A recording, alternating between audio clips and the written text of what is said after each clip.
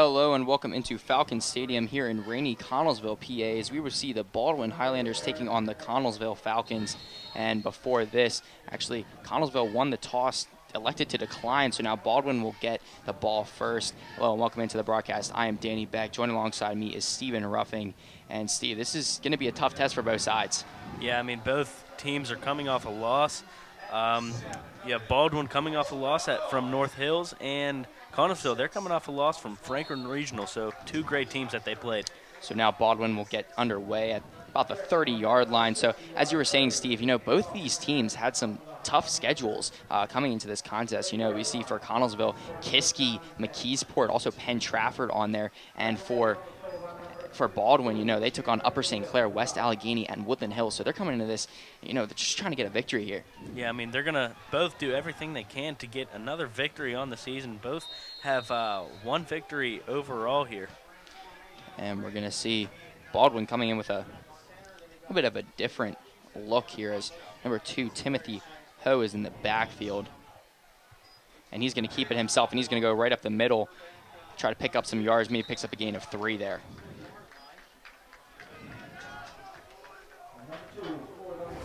Excuse me, that was Glenn Ford for Baldwin.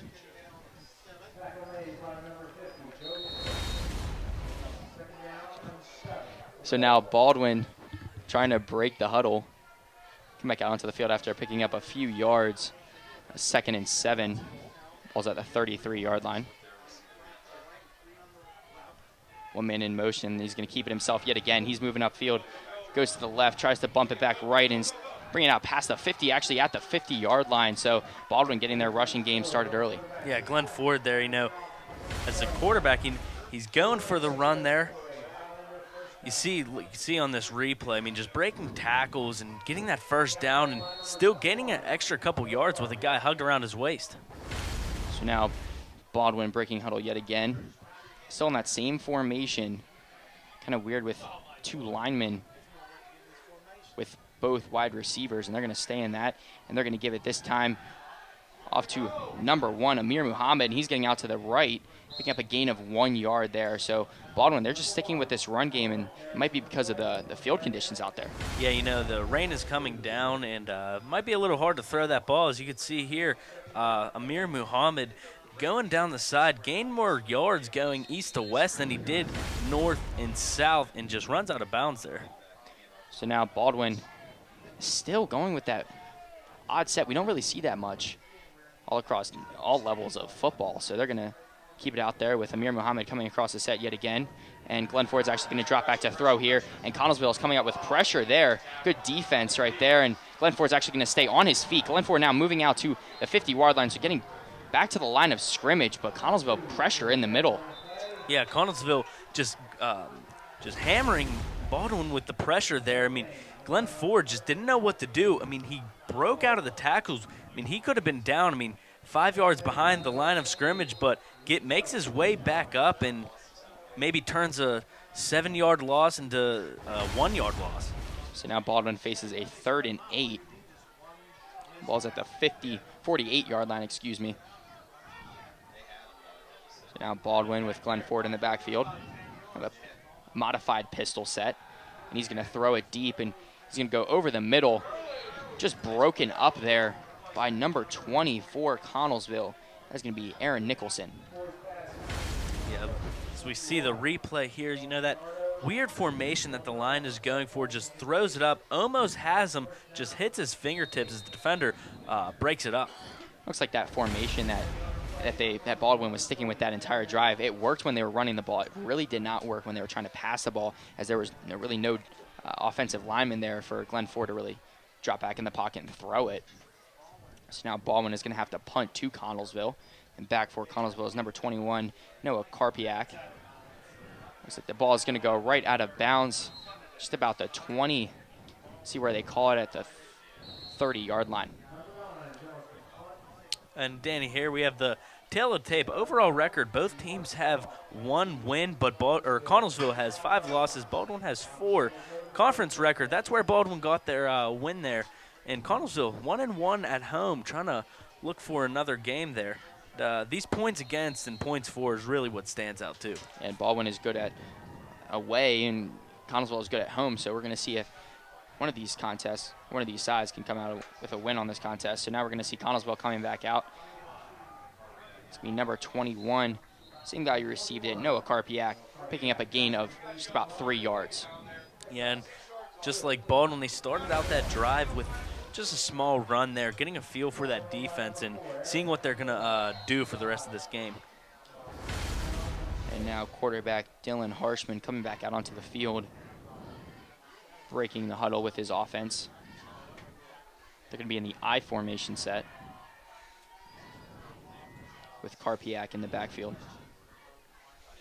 Under center, he's going to give it to Karpiak. Karpiak's going right up the middle, going to pick up a gain of 1. So going to mark a 2-yard gain there. So Connellsville sticking with the run as well. Yeah, I mean, the rain seems to be coming down. It looks like in the forecast that it's going to be raining for the majority of the game. So it seems like they're going to stick with that ground game. As we see, Connellsville has been doing that so far. And Baldwin broke out and got a few yards out to the 50-yard line, and then their drive got halted when they tried to pass the ball. So now we're going to see if Connellsville can incorporate a pass here. Looks like Baldwin is showing blitz. And they're going to give it to Karpiak. He's trying to go right. He has some blockers upfield, and he's trying to get out to the first down, and he's going to pick up the first down and more. So nice way to pick up the first down and move the chains there. Yeah, it seemed like he was going to be swarmed by Baldwin defenders there as he has the pitch outside, and he runs outside. Almost tackled a few times, breaks a few tackles, swaying inside and out, and just finally getting that first down and eventually runs out of bounds. Now we're going to see if Noah Karpiak can get this rushing game, continue this rushing game for Connellsville. It's actually going to give it to their fullback here. Nice little fullback dive there to Lucas White. So picking up the yards with their running back and their fullback. Yeah, fullback Lucas White, just a big body, just plowing through there. Gains about a 4 or 5 yards there and just doing what he can for this Connellsville team. So now we're going to see a second and 3, excuse me, balls at the 46-yard line. And Connellsville is going to keep with that fullback dive, and they're going to dive forward and pick up the first down. The ball was out, but it's actually, they said that he was down. So now Connellsville fullback dives, they're working too, kind of catching Baldwin off guard. Yeah, just plowing through that line. There's Lucas White just doing what he can. He picks up his the first down for the Falcons, and they're going to be looking to cruise down the field. So now we're going to see Harshman coming back out to his huddle.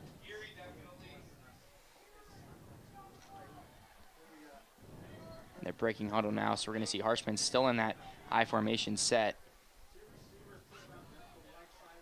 And he's going to give it off to his running back here, and he's going to find some space down the left side of the field, and he's running. That's about the 12-yard line. Looks like they're going to call him out, which is a strong run there from Karpiak, excuse me.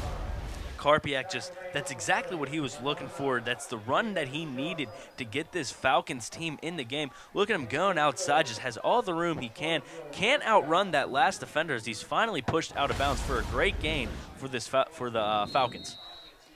Now the Falcons getting their rushing game started as well. And Harshman back out there. Baldwin making some moves on defense. Harshman's going to keep it and give it to Karpiak yet again. He's going to go right up the middle for a gain of just about 6 yards there. And so far, Karpiak looking like the go-to man now as they're going to keep the ball on the ground. Not going to risk it throwing the ball as it might slip out of the hands. Maybe not a great throw, but they're going to stick with on the ground because that is working. Baldwin trying to make one throw in that last drive and just out of reach of his intended receiver. So Baldwin trying to get their passing game started. Unfortunately, it did not. And now they're going to give it to number 28, yet again, Lucas White. He's going to be stopped by Baldwin. Couldn't pick up any yards on that one. Yeah, Lucas White, I guess this Baldwin defense finally figured out that fullback dive Connellsville has been trying out. They stopped him dead in his tracks there. Couldn't get much of a gain. And Baldwin has been showing the blitz on a few occasions this drive against Connellsville. So see if they can bounce one out to the left or the right as Karpiak bounce it out to the left on that last play to get them into this position. And they're going to toss the ball over, kind of a fullback fake. Karpiak's going to bring the ball in, just maybe about 1 yard short of the first down. And that was Glenn Ford that took him down there. So we see here on the replay, comes flying up, wraps him up. Just a great football tackle there, just throwing him to the ground, not letting him get into that end zone. So now going to see a 4th and 3. Ball's at the 4 yard line. So situation, you go for it. You know, if you don't get it, you pin your opponents deep in their own territory. So there's a play here from head coach for Connellsville. We're going to see Harshman give the ball. It's going to be another fullback dive. And it looks like he pushed forward. See where they spot this, but strong run there by Lucas White yet again. Yeah, I don't know if the referee's not sure if he got here. Look at the replay. Danny's not 100% sure where he went. Looks like he's, yep, he is short there. So Baldwin's going to get the ball back. Actually, they're going to call it a first down. It still was a first down. Oh, it was, wow. Picked up the yardage for a first down, so now the ball's going to be spot smaller than the 1 yard, so just about the inch yard. That first down was like right next to the goal line. So now we're going to see Harshman dive forward, quarterback keeper, and he's going to get into the end zone. So touchdown, Connellsville. Yeah, I mean, Danny, that's huge there. I mean, you know, it's huge for me because I'm the only one that picked Connellsville to win this game.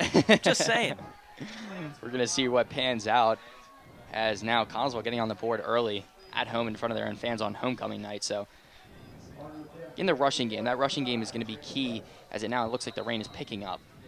Yeah, I mean, that rushing game looks so strong with Karpiak and Lucas White both doing some great jobs. So that was number 9, Jacob Rice, putting that through. So we're going to take a short, quick break, and as Connellsville takes the lead now 7-0, you're watching the high school football game of the week right here on CUTV. Stay tuned.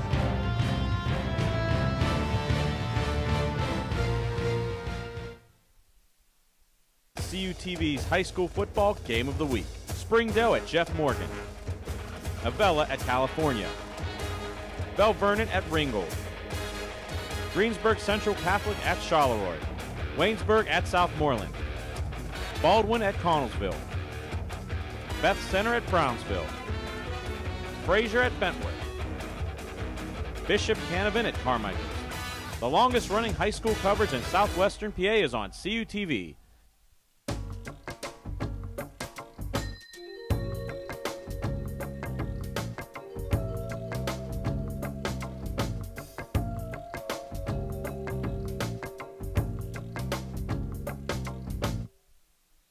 Hello and welcome back into Connellsville, PA, as it was the Falcons who struck first with a quarterback keeper by Dylan Harshman. So now Baldwin getting another shot on the offensive side of the ball.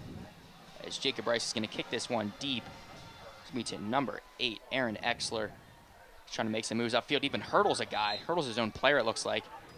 The ball is going to be taken out to about the 27-yard line. And Steve, we're going to take a look now at Baldwin's schedule. Yeah, and you know, these past games, I mean, they've had some very tough competitions with Woodland Hills, Upper St. Clair, West Allegheny, and it doesn't seem like it's going to slow down with that Fox Chapel coming up right next. And Chartiers Valley as well at the to end their season. So it's just going to keep coming. So they built some confidence even coming into the next few weeks. So we can see if they can continue that. As now Baldwin coming back out. They're going to look like they're going to pass right away, throwing the ball deep there. That's going to be to number 23, a huge catch, Andres Howell. So moving the ball now in a big way from Baldwin. Yeah, and you see here, I mean, what a pass there from Glenn Ford. He's going both ways on offense and defense, showing his arm strength there as Andres Howell grabs has a great catch there for a big gain. Baldwin just trying to answer back to Connellsville. We started with a huge play there in the air, and we thought that they were going to stick with the rushing game. Yeah.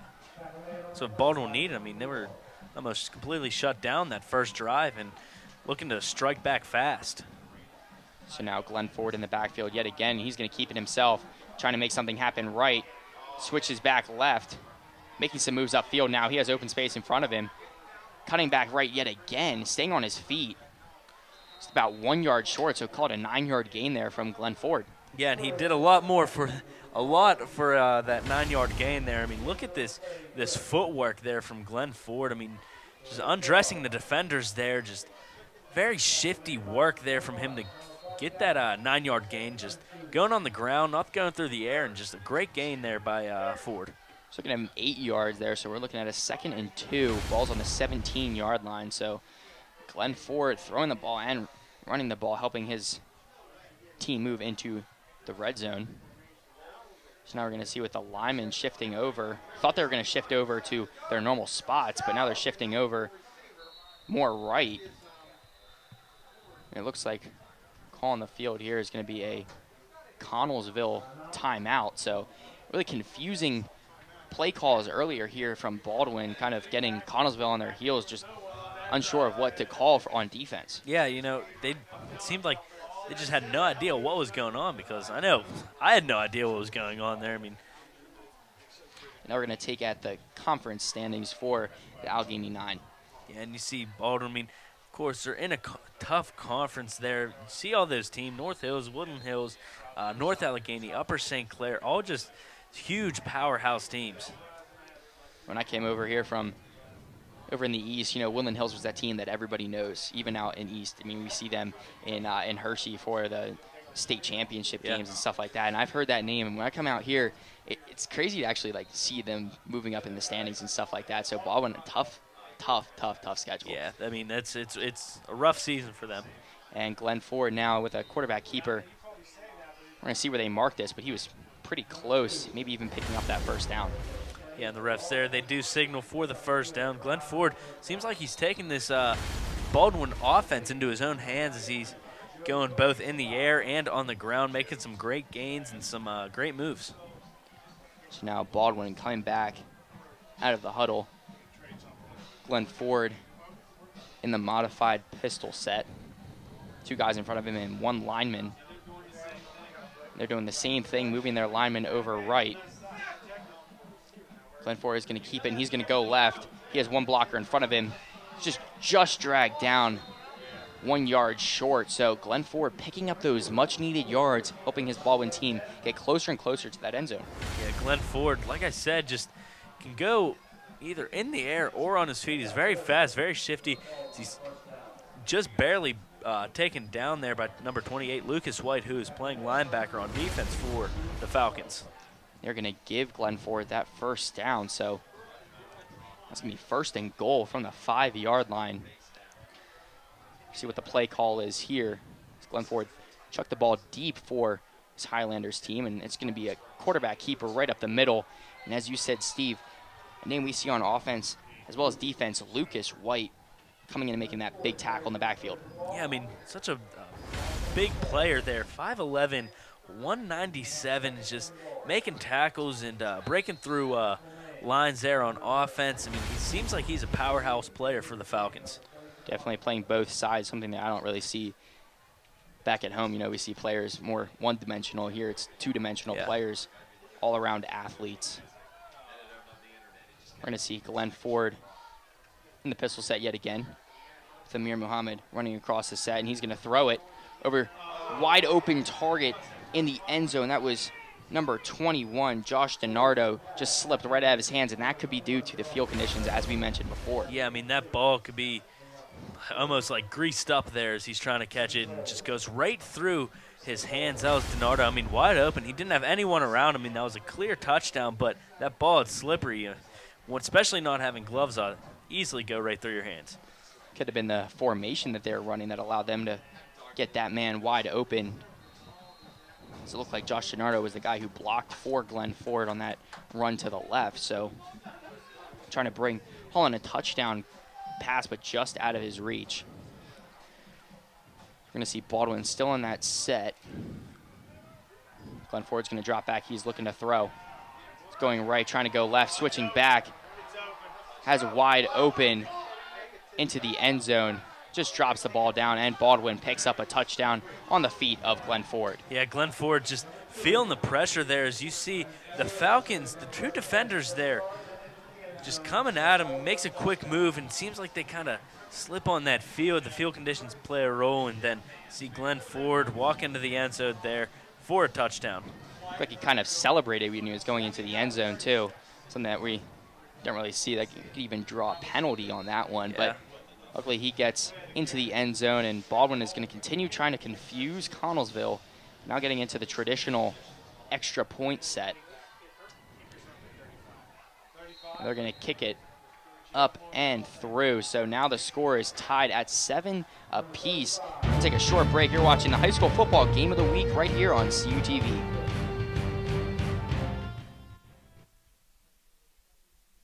CUTV News Center is California University of Pennsylvania's award-winning student television newscast.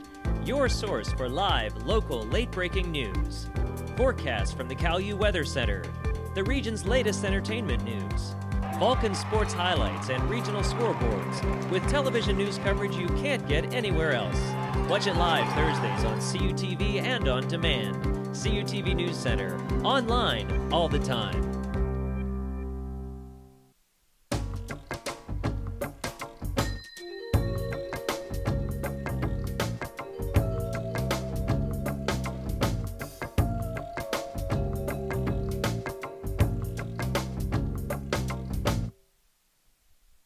Hello and welcome back into Falcon Stadium. As we saw right there, Baldwin getting on the board, now tying the score at 7 with 2 minutes and 26 seconds left. And Baldwin showing that they can pass the ball and rush the ball. Getting into the end zone there was quarterback Glenn Ford. So we're going to see Connellsville trying to answer back. As Connellsville didn't get the ball first. And actually we're going to see an onside kick. And Connellsville is going to possess this ball at just about the 47-yard line. Yeah, it's just a weird choice of onside kick, but we're going to take a look here at Glenn Ford's touchdown. Not a planned run there. He's looking to pass the ball, but he found an opening and just kind of high heels it into the end zone there for a Highlanders touchdown. So now Connellsville coming back out onto the field with quarterback Dylan Harshman under center. The I formation set. He's giving the ball to his running back, number 21, Noah Karpiak, and he's going to be pushed back.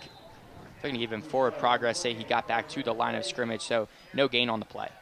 Yeah, Karpiak just getting shut down from the Highlanders defense. They're getting pretty pumped up back there.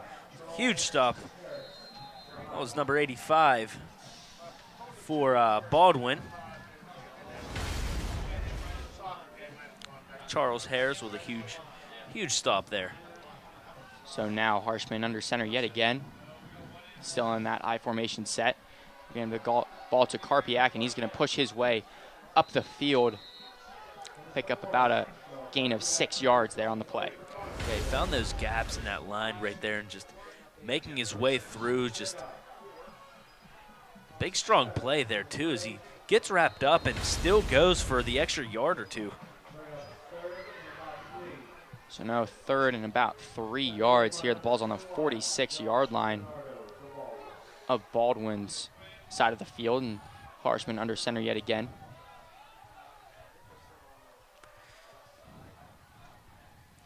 They're going to give the ball to Karpiak yet again. He's going to find some space up the field, bringing it out to just about the 35-yard line. So strong north and south running here from Connellsville.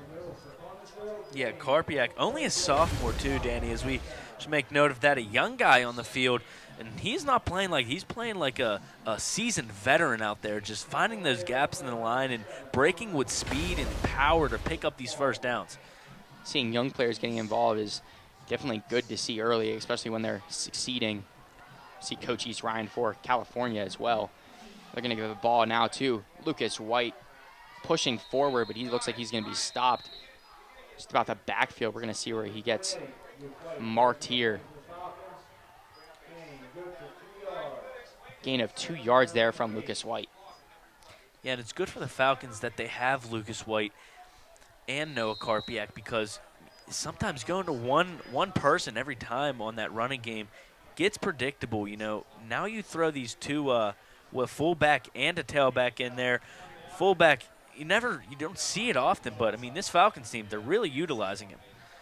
Now Dylan Harshman under center yet again. Give the ball to Karpiak yet again. He's going to have some space up the field. One man to beat, and he gets into the end zone. So right there, Connellsville answering right back with Noah Karpiak. Yeah, what a run that was from there, from Noah Karpiak just breaking through. Like I said, finding those gaps in that line, breaking a tackle early in that run, and then just finding all of the green ahead of him, finally getting into the end zone. With time expiring as well. Getting into the end zone, and now it's 13-7 in favor of the Falcons. So now Jacob Rice trying to put one through the uprights yet again. And he will. So that is how the first quarter will end, with Connellsville in the lead, 14-7. We're going to take a little bit of a break. When we come back, we'll see if Baldwin can answer back. You're watching the high school football game of the week right here on CUTV. Back for its third season. With more live episodes and brand new games. With host Stephen Ruffing. It's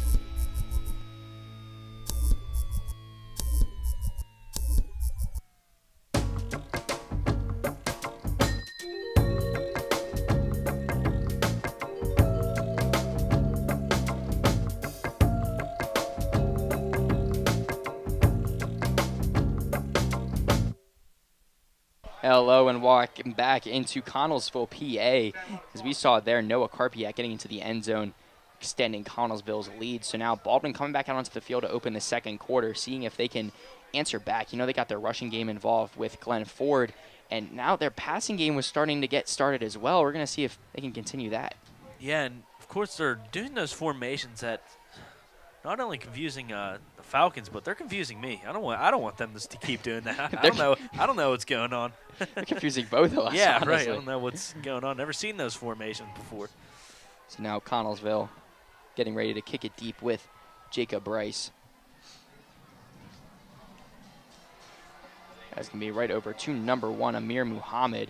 He's going to receive it at just about the 3-yard line, so trying to make some space for himself. Amir Muhammad breaking through that front line, and Amir Muhammad now just has Jacob Rice to beat, and Jacob Rice looks like he's going to bring him down along the sideline. So a big play there from Baldwin. However, another big play there from Jacob Rice. Yeah, Jacob Rice with coming up big for a kicker, just pushing him out of bounds, preventing a touchdown from that kick return. I mean, from the get-go here, you've seen him have speed, just busting through, not even touch, just finds a perfect gap in that defense, in that special teams. And finally, Jacob Rice coming up with a huge stop, preventing this Baldwin team of 6 points, just shoving him out of bounds. Just the last line of defenders, I guess, is the kicker, and finally bring him down. You don't see that often. Definitely showing some speed and giving Baldwin great field position to get started. What we're going to see now is quarterback number 12 now for Baldwin. It's going to be Brody McLean. He's actually listed as a running back on this roster, so it looks like they're switching up. Also have to mention that Glenn Ford is a wide receiver, so various different positions and people starting different places. Yeah, you just, I think they're using him as more of like a wildcat situation there, that Glenn Ford, I mean, knows he's listed as a defensive back and a wide receiver, but playing quarterback, this Baldwin team seems to be very versatile, just using their players in all kinds of different positions. So now Glenn Ford back out onto the field. As you said, Steve, they might have been using him as a wildcat. Looks like they're going to be that's a wide receiver screen over to Amir Muhammad, trying to make some space upfield, but getting be stopped at just about the 30-yard line. Strong defense there from Connellsville. Yeah, Amir Muhammad wasn't able to do much with that pass there, as he was on that kickoff return. Just couldn't get any opportunities, finding gaps in the defense, just completely shut down. Wasn't even with a loss about a 1. See on your screen there's a few umbrellas in our way. You're going to see a few of those today. Just due to this rain, this field conditions, it's going to be tough. All the fans. Now Baldwin with Glenn Ford trying to continue this drive. Glenn Ford in the Wildcat set, and be a timeout taken by Baldwin.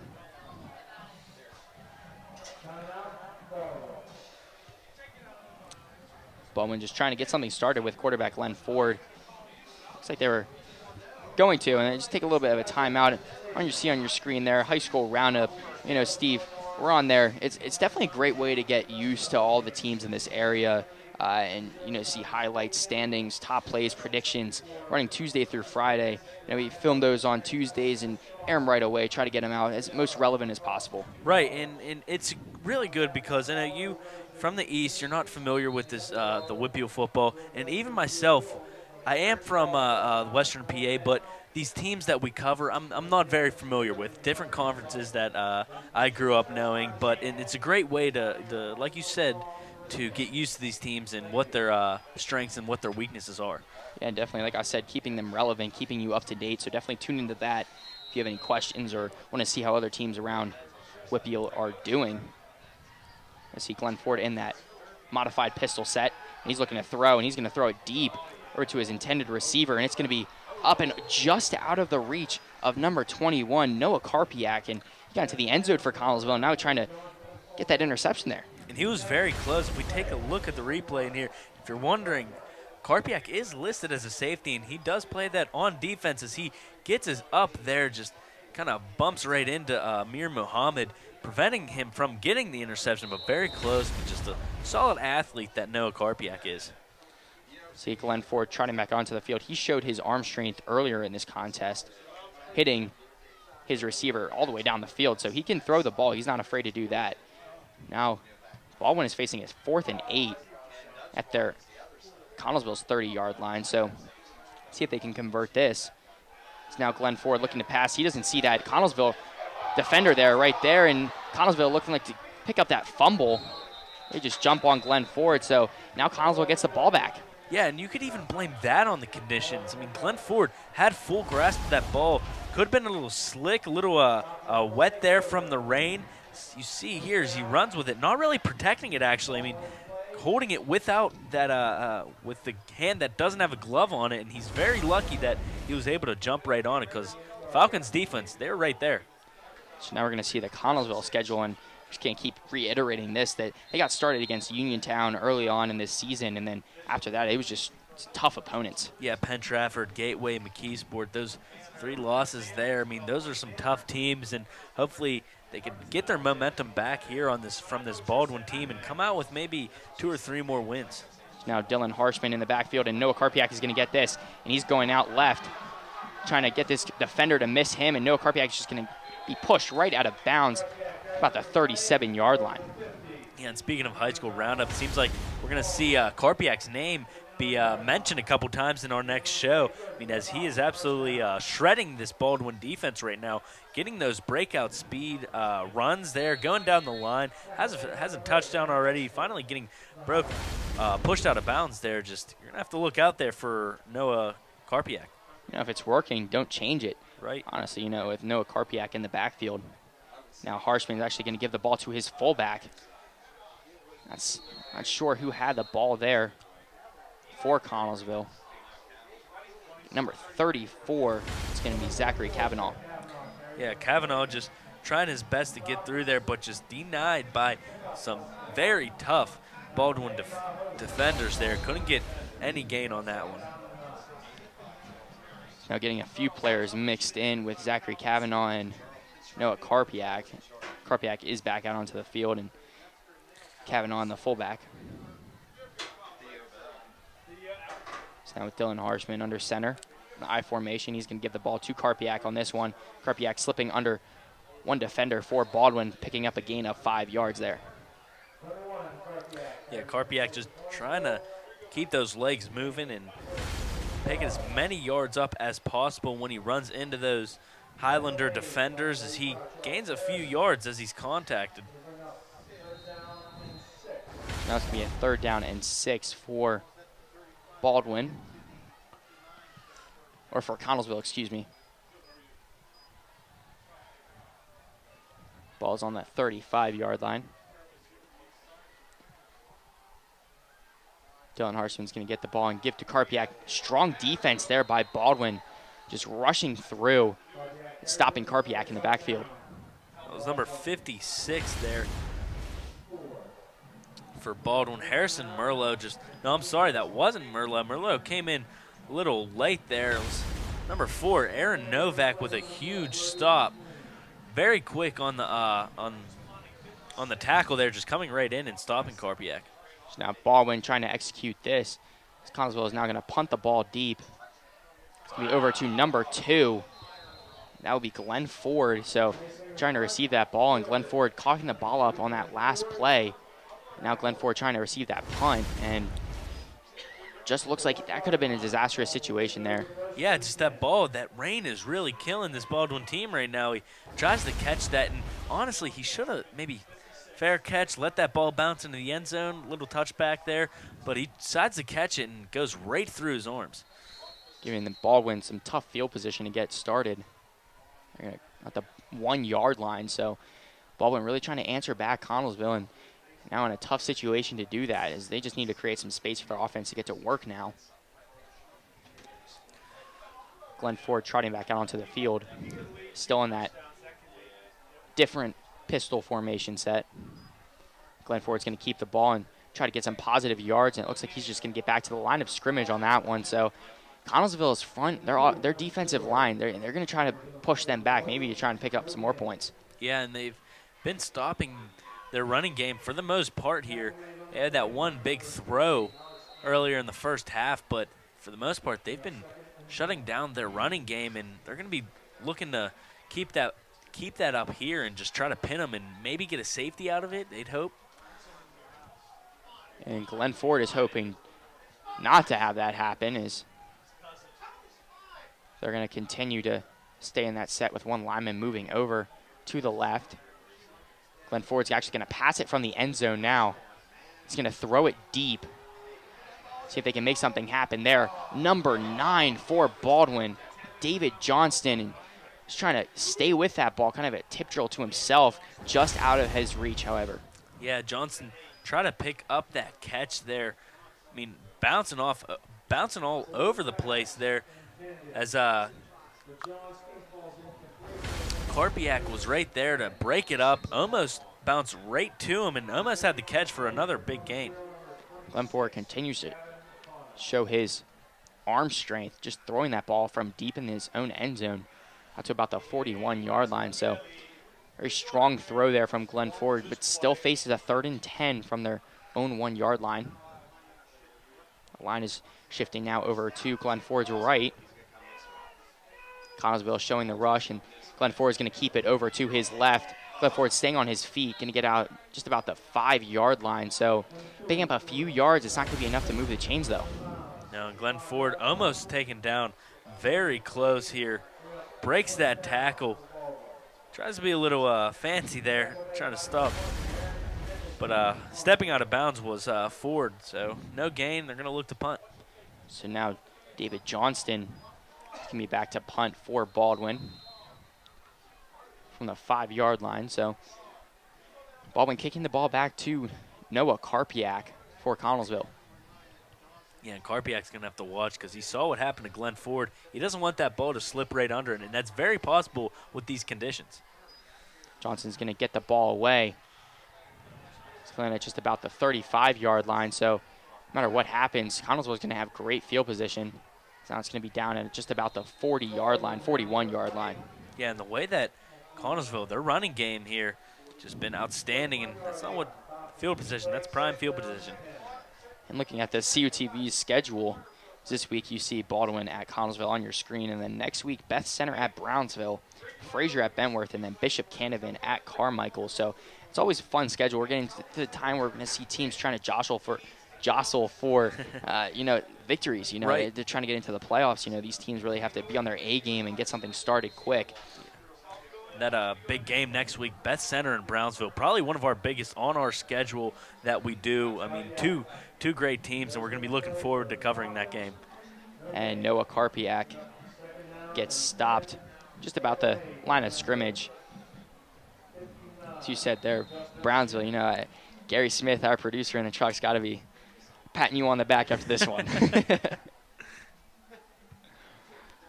Connellsville breaking huddle now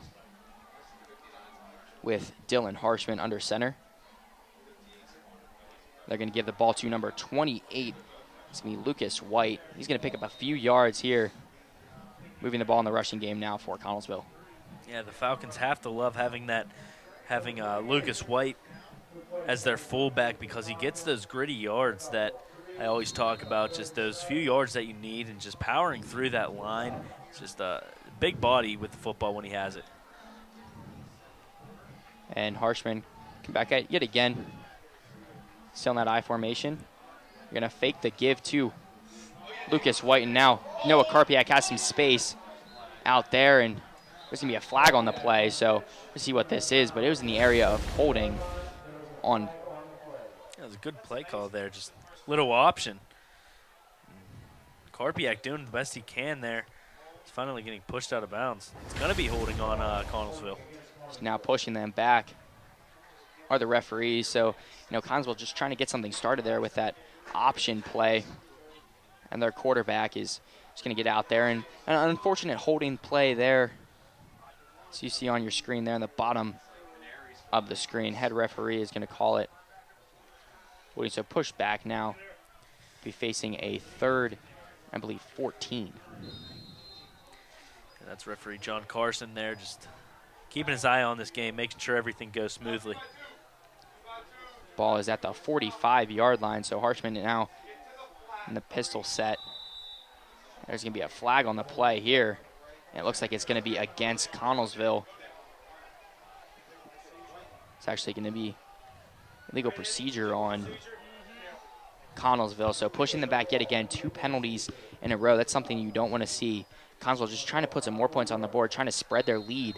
Now it's only at 7 points with just about 5 minutes left. And just to extend their lead, get some confidence going into the halftime break so that they can come out and just continue their performance. Yeah, and that has to put a damper on your offense as you've been cruising along this first half and so far in this second half and getting in great field position, then kind of ruining it there with those 2 penalties. Now a 3rd and 19 as quarterback Dylan Harshman's going to keep it, bring the ball out to just about the 42-yard line. So getting out to just about almost to the line of scrimmage here. So Baldwin now has one more shot with about 5 minutes left, about 5:08 left in the second quarter to answer back to Connellsville.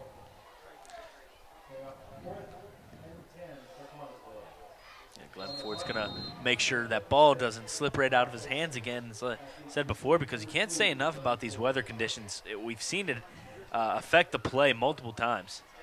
That was a huge punt there, gathered in by number 56 for Connellsville, Brock Bassinger. And, that was a high snap, and he controlled that, just getting the ball away, kicking the ball out of bounds. So now Baldwin gets the ball at just about the 20-yard line. So same thing as a touchback, but just trying to get some more points up on the board for Baldwin. Yeah, and it wasn't the best punt we've seen, but it still pinned him back towards the 20-yard line. I mean, Baldwin not looking in the best field position right now. It's better than their last drive, starting at their own 1-yard line. So now they have some space to get started. Yeah. Glenn Ford. Still in that same set he's been going with all day, as now Amir Muhammad's going to try to get that ball, and Glenn Ford is going to keep it. Connellsville's right there, though, gobbling him up. Picks up just about a gain of 3 yards there is Glenn Ford. Yeah, he couldn't get anything started as the Falcons' defense just swarmed him as split second. There's 4 defenders on him, bringing him down. So now we're going to be a 2nd and 5, excuse me. Ball's at the 25-yard line. Glenn Ford still in that same set. Amir Muhammad is going to continue to do that and move across the set, and Glenn Ford just trying to break a tackle in the backfield, putting his head down now, trying to pick up any yards he can, call it a gain of 2-yard line. Yeah, Glenn Ford just showing how shifty he is there, just making some moves on the defenders, making them miss, and getting some couple yards out of that one, as you see here. As he breaks one tackle and tries to cut it back, but he's finally taken down by a couple Falcons. Going to be a 3rd and 2 situation here for Baldwin. Ball's at their own 28-yard line. Just about 3 minutes and 40 seconds left right before halftime. You'll be looking to Highlanders run that Wildcat again. It's gonna be what you're going to be looking for as he does. Glen Ford, strong run there, pushing down a Connellsville defender, but looks like they're going to still mark him just about a yard short of that first down. Yeah, it was a nice run there, nice strong run as he busted right through the defense, but he was falling just short as they're going to mark it as a 4th and 1. We're going to see what the call is here as Baldwin has gone for it on the past few times on 4th down. This time it looks like number 9, David Johnston, their go-to punter, is going to be out there on the field. Noah Karpiak running deep now, expecting the punt.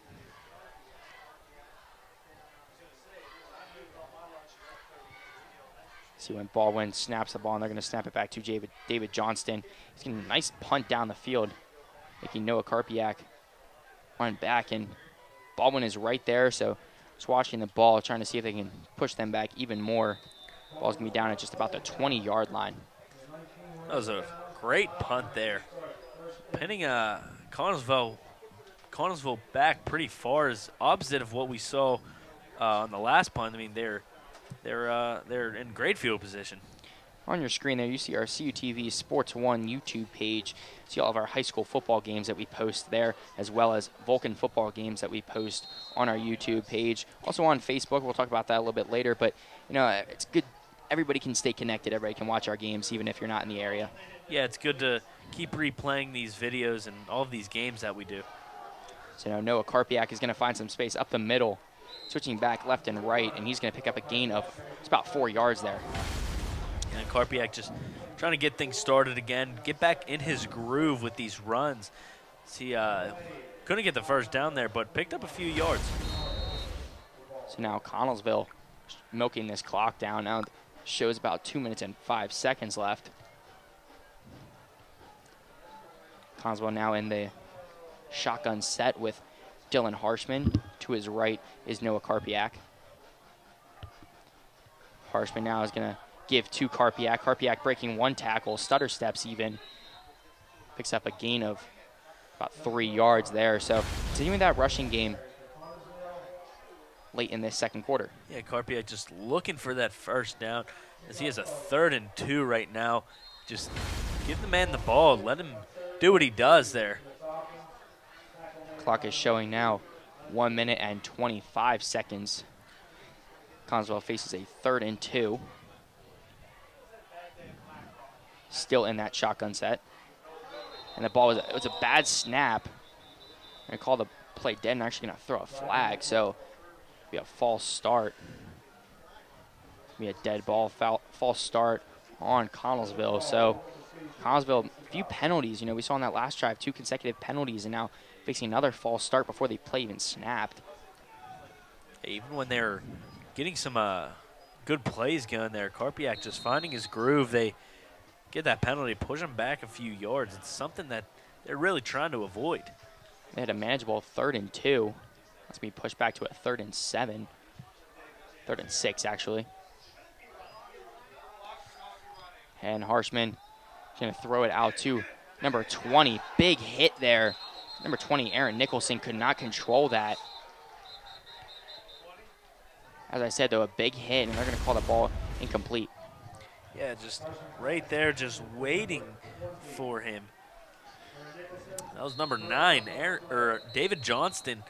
Just a huge hit, breaking up that play. Almost a fumble, but was, like you said, called incomplete. And number 20, Aaron Nicholson, the player that got hit, trying to get off the field and went down to one knee as the trainers come out onto the field. And the Twitter poll on your screen now is Baldwin. Steve, that 25% could be just you. Well, I did vote on Connellsville. When I voted, there was some votes on them. I did vote for them. I don't know if you voted. I mean, you have the right to not tell your vote, I mean, as Americans. But, yeah, you know, Connellsville, so far, they are looking good. Both teams, really. I mean, it's a very competitive game so far. Yeah, definitely. I'm kind of upset that I maybe didn't pick Connellsville. You know, they're coming out of this game strong. Yeah, we'll see. I mean, there's, again, a lot of time to play. And Connellsville lucky to get that kick off, that punt off. But a great punt at that. You know, took a nice bounce in Connellsville's favor. And now they're going to start their possession at the 44-yard line. Yeah, and thankfully for that bounce, the Connellsville is pretty thankful for that one, and took a weird bounce and went back another 10 yards after bouncing. So now with 46 seconds left in this first half of action, Baldwin just trying to get some points on the board and just try to build the momentum, as we said before. The momentum is going to be huge to carry them into the second half to try to get them this win. Yeah, we'll see what the coaches have to say to both teams at halftime. What to do, what to keep doing. Now Glenn Ford dropping back in the pocket, and there's some pressure up front from Connellsville. Staying on his feet, though, is Glenn Ford. Glenn Ford now switching back left and right, and Connellsville is just going to drag him down. Big loss there on the play, though, is Glenn Ford. Glenn Ford just seemed to me trying to do a little too much on this play. At what point do you say, hey, I'm going to throw it out of bounds. I'm going to stop this play. I'm not going to try to get sacked here. But he tried breaking through. I mean, he tried making something out of that, but was brought down for a huge loss. Maybe seeing even if he can just draw the play clock down. I'm not sure why you'd even stay in bounds. You're just trying to get some points up on the board for your team. And it looks like that will be the last play of this first half as Baldwin trots off the field. But, Steve, both of these teams, they're trying to get their rushing game started. Was Connellsville, and now, Baldwin just trying to get something started. But that's how that first half is going to end, with a score of 14-7. So we'll take a quick break for halftime. But when we come back, we're going to see if Baldwin can answer back or if Connellsville can continue to take this lead. We're watching the high school football game of the week right here on CUTV.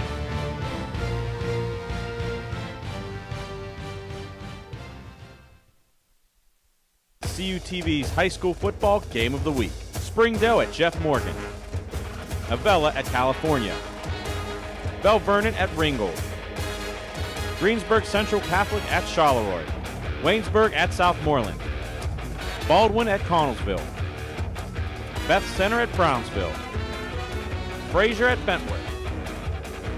Bishop Canavan at Carmichael. The longest running high school coverage in southwestern PA is on CUTV. CUTV News Center is California University of Pennsylvania's award-winning student television newscast. Your source for live, local, late-breaking news. Forecast from the CalU Weather Center. The region's latest entertainment news. Vulcan sports highlights and regional scoreboards with television news coverage you can't get anywhere else. Watch it live Thursdays on CUTV and on demand. CUTV News Center, online all the time. Since 1937, the Student Association Incorporated, known as SAI, has served the CalU student body by providing activities, programs, and services. Every enrolled student has the ability to take part in over 125 different clubs and organizations. Managing participation in every SAI activity is easy with OrgSync, a powerful tool for staying connected. Located 1 mile from campus, the SAI Farm has 94 acres of meeting and recreational space. SAI, it's your student association. For almost 30 years, CUTV has been the campus and community home for local news, sports, and entertainment. Broadcast in 100,000 homes in southwestern Pennsylvania, CUTV provides complete coverage of Vulcan sports as well as high school football coverage. Broadcast weekly live, CUTV News Center provides coverage of local and campus events, weekend weather, sports highlights, and feature stories. For more information on CUTV, check us out on the web, friend us on Facebook, or follow us on Twitter. Hello and welcome back into Connellsville, PA. Here we have Baldwin High School Marching Band. Sit back and relax and enjoy.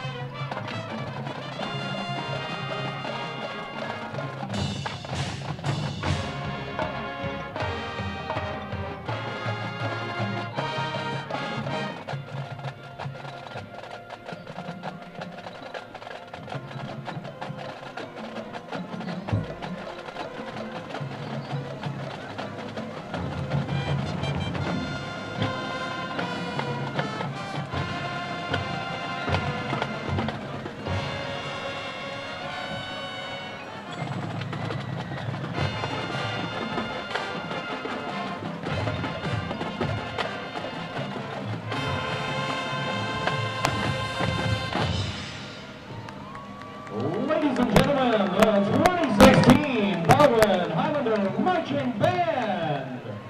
The Highlander Marching Band is under the field command of drum majors Malia Mueller and Kaylee Wall. The field captain is Emily Apt. The band is under the direction of Greg Steele, Lindsey Verno, Jim Lombardi, Darian Babinger, Christy Gray, Connor Gorin, Emily Raines, and Megan Chamberlain. The Highlander Marching Band would like to thank you for your kind attention this evening and would like to wish the Connellsville Marching Band best of luck in their performance later tonight. Thank you and good night. Happy homecoming.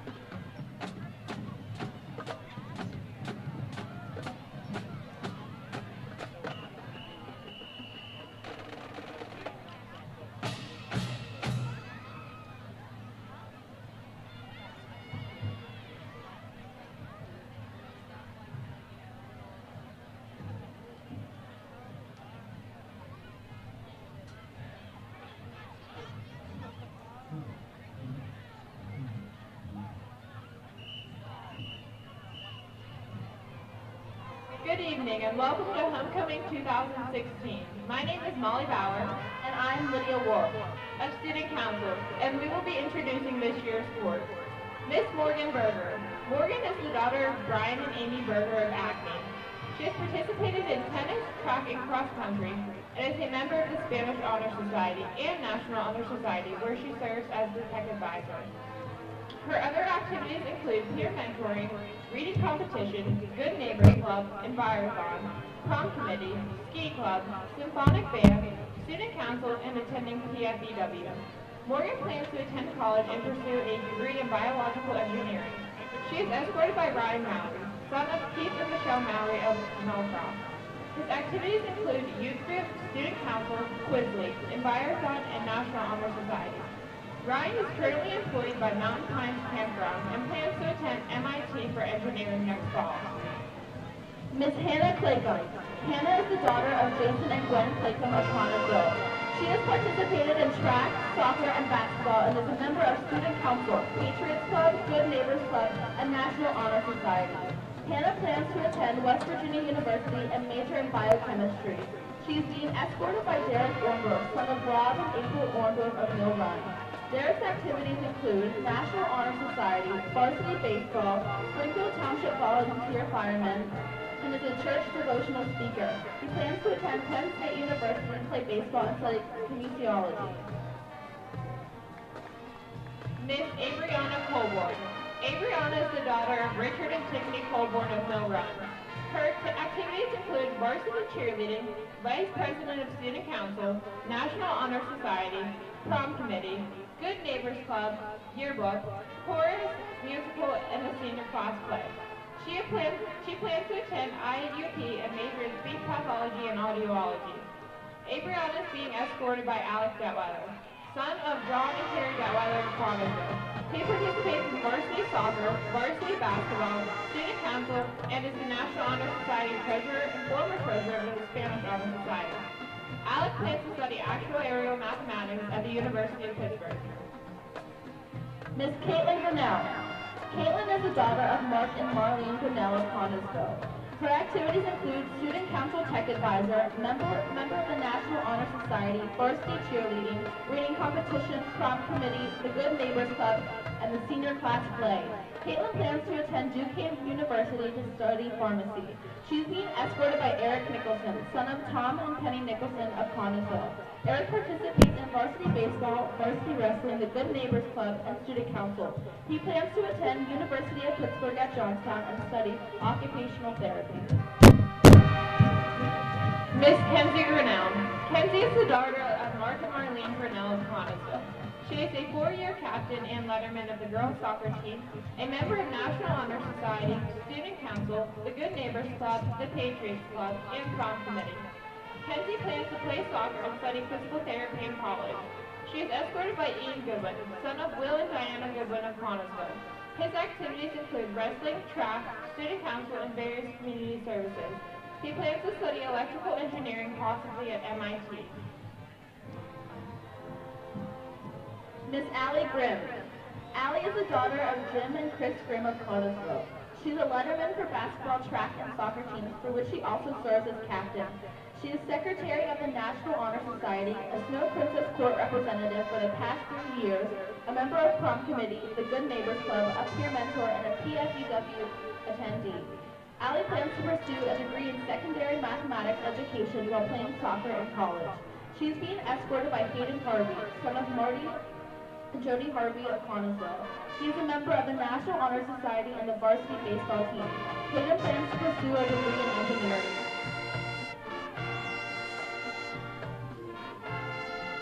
Miss Hannah Vincent. Hannah is the daughter of Edward and Lynn Vincent of Dunbar.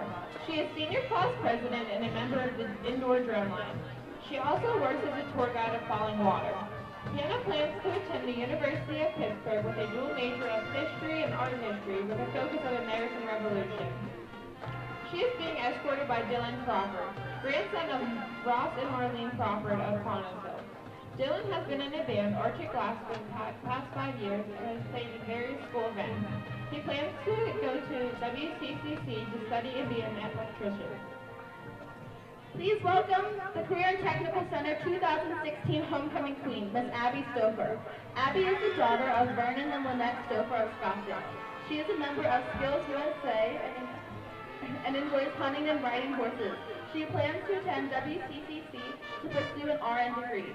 Abby is being escorted by Travis McCoy, son of Brendan Quirero and Dave McCoy of Sitka, Alaska. His activities include cross-country, swimming, and track. His future plan is to join the U.S. Navy.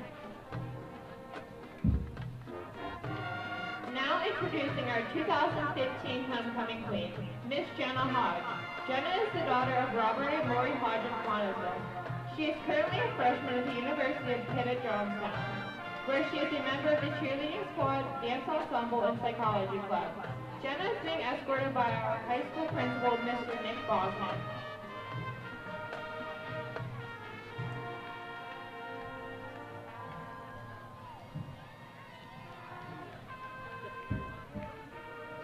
And now, for the moment you've all been waiting for, it is with great pleasure that we announce our 2016 Homecoming Queen. Drum roll, please.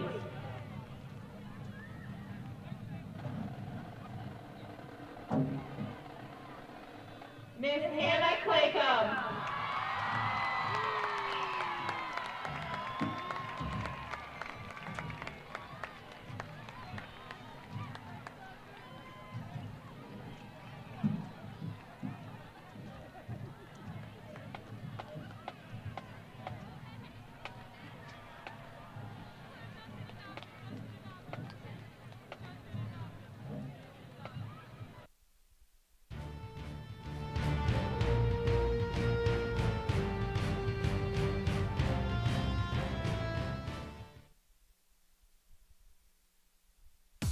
Save preset 1 for Cal U's best music. More music in the car. More music in the door. More music everywhere. This is 91.9 WCAL Power 92. The home of the Vulcan Nation. Playing Cal U's best music. 91.9 WCAL. WCAL Power 92.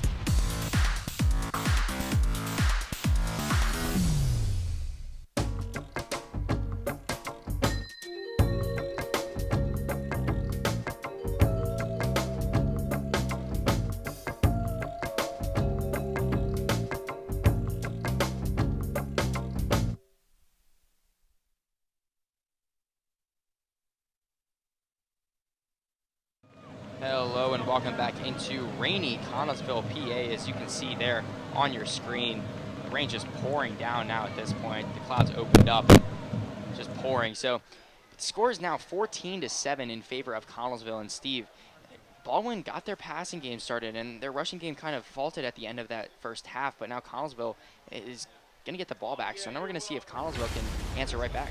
Yeah, we're going to check out these highlights, and here was the first touchdown. That was a little run there by Dylan Harshman for Connellsville. The second one, we have Glenn Ford.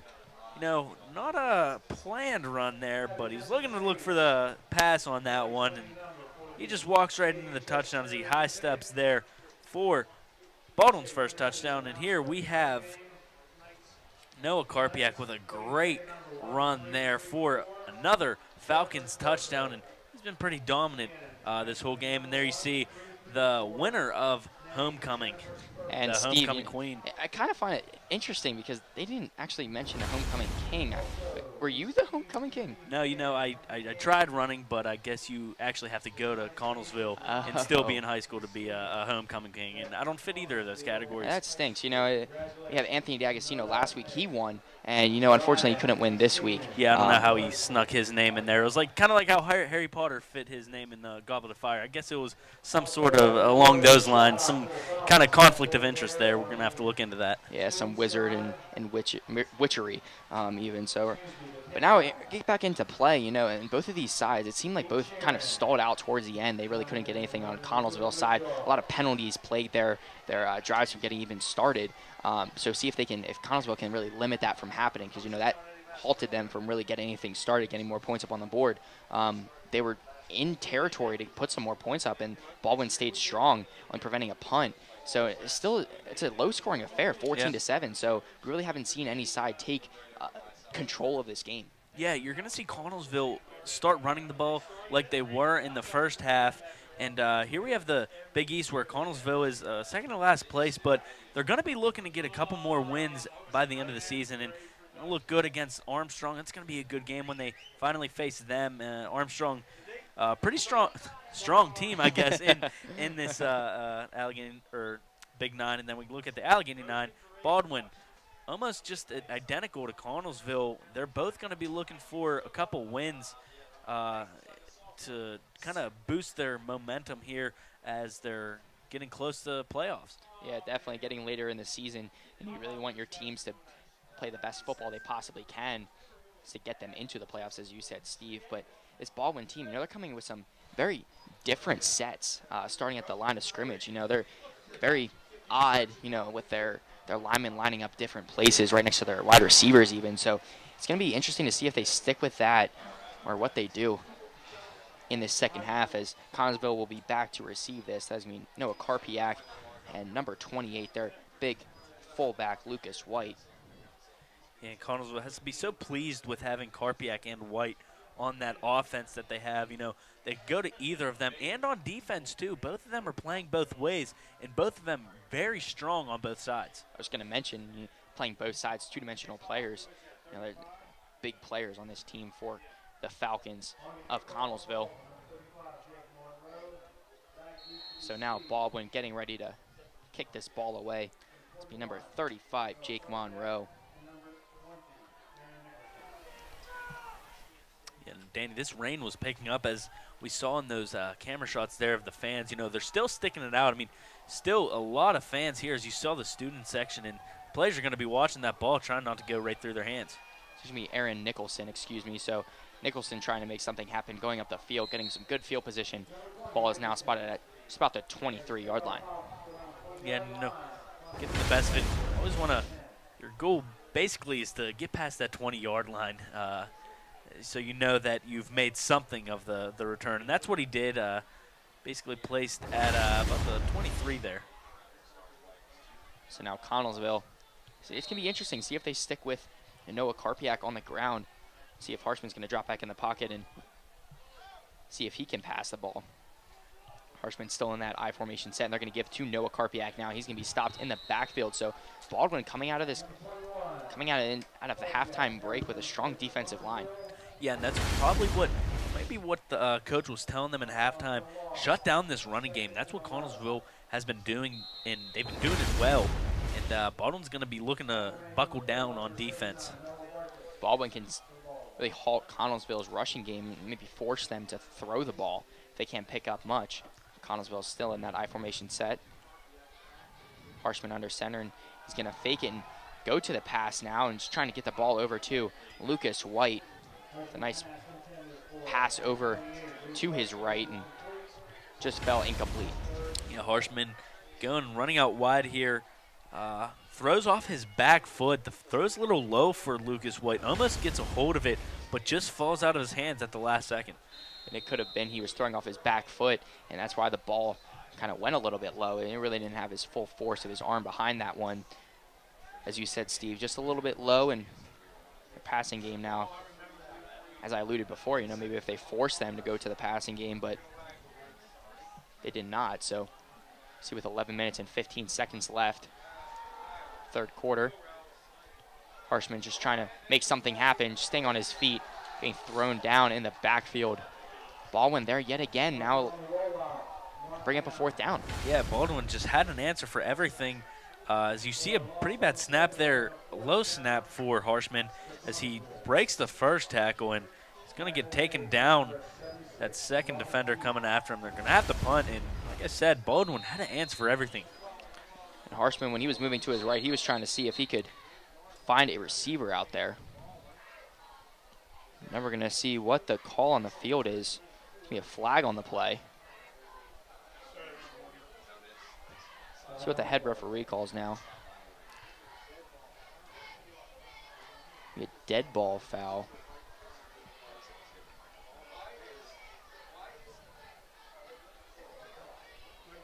Be a illegal substitution on Baldwin. So giving Connellsville some free yards there. Yeah, and just maybe taking away that big loss that the Falcons had. Still going to be fourth down. They're gonna punt it here, and Danny, it's a pretty risky call there from the ref. Now Baldwin, maybe see if they could pick up that punt, and they do back off. So now Connellsville is going to pin them at just about their 44-yard line. And Danny, we have a little Twitter account there, CUTV_PA. I'm sure those fans will be using it. And I know we all use it here in CUTV. Yeah, you're an avid user of Twitter.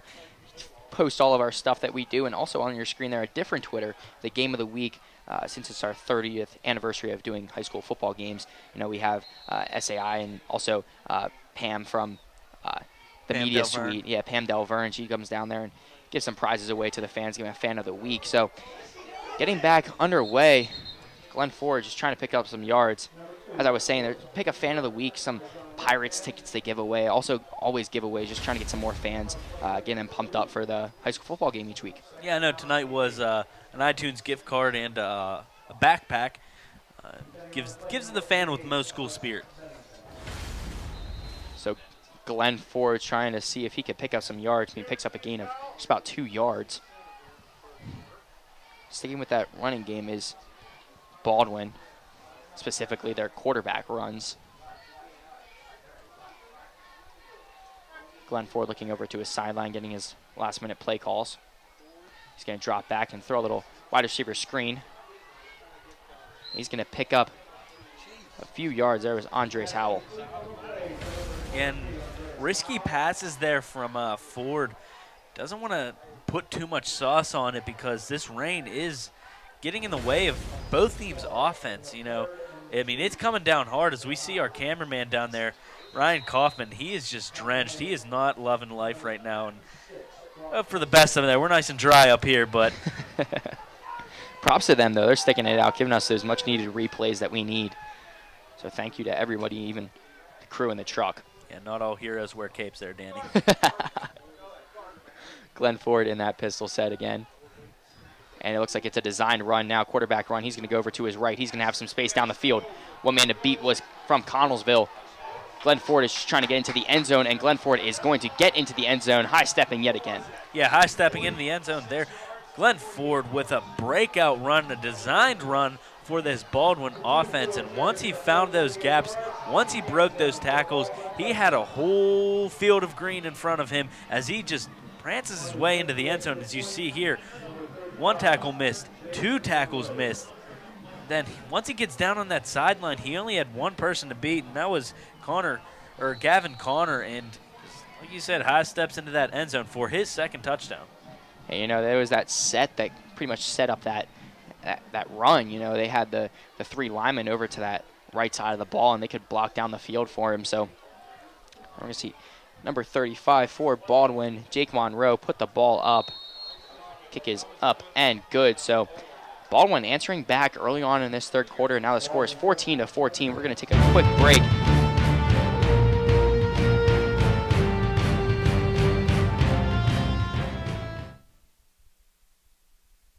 The Multimedia Access Center is an open lab where California University students can work on an assignment, attend a workshop, print a document for class, or take advantage of a variety of services such as large format printing, web development, and graphic design. Located in the renovated Natali Student Center across from the student bookstore, the Mac Lab is also your home for OrgSync support and services. For hours of operation or for more information, stop by the Mac Lab, visit our website, like us on Facebook, or follow us on Twitter.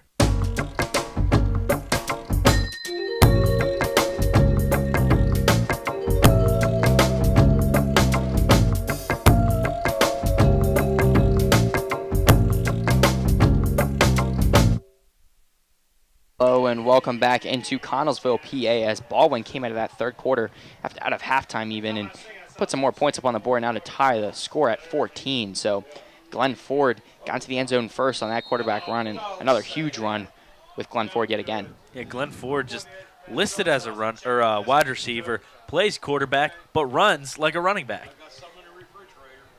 So now we're going to see Jake Monroe kick it deep. See, that kind of a squib kick there to Connellsville. A big hit there from Baldwin.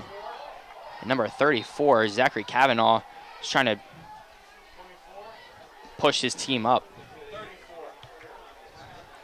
Yeah, see here, we show Ford's touchdown again.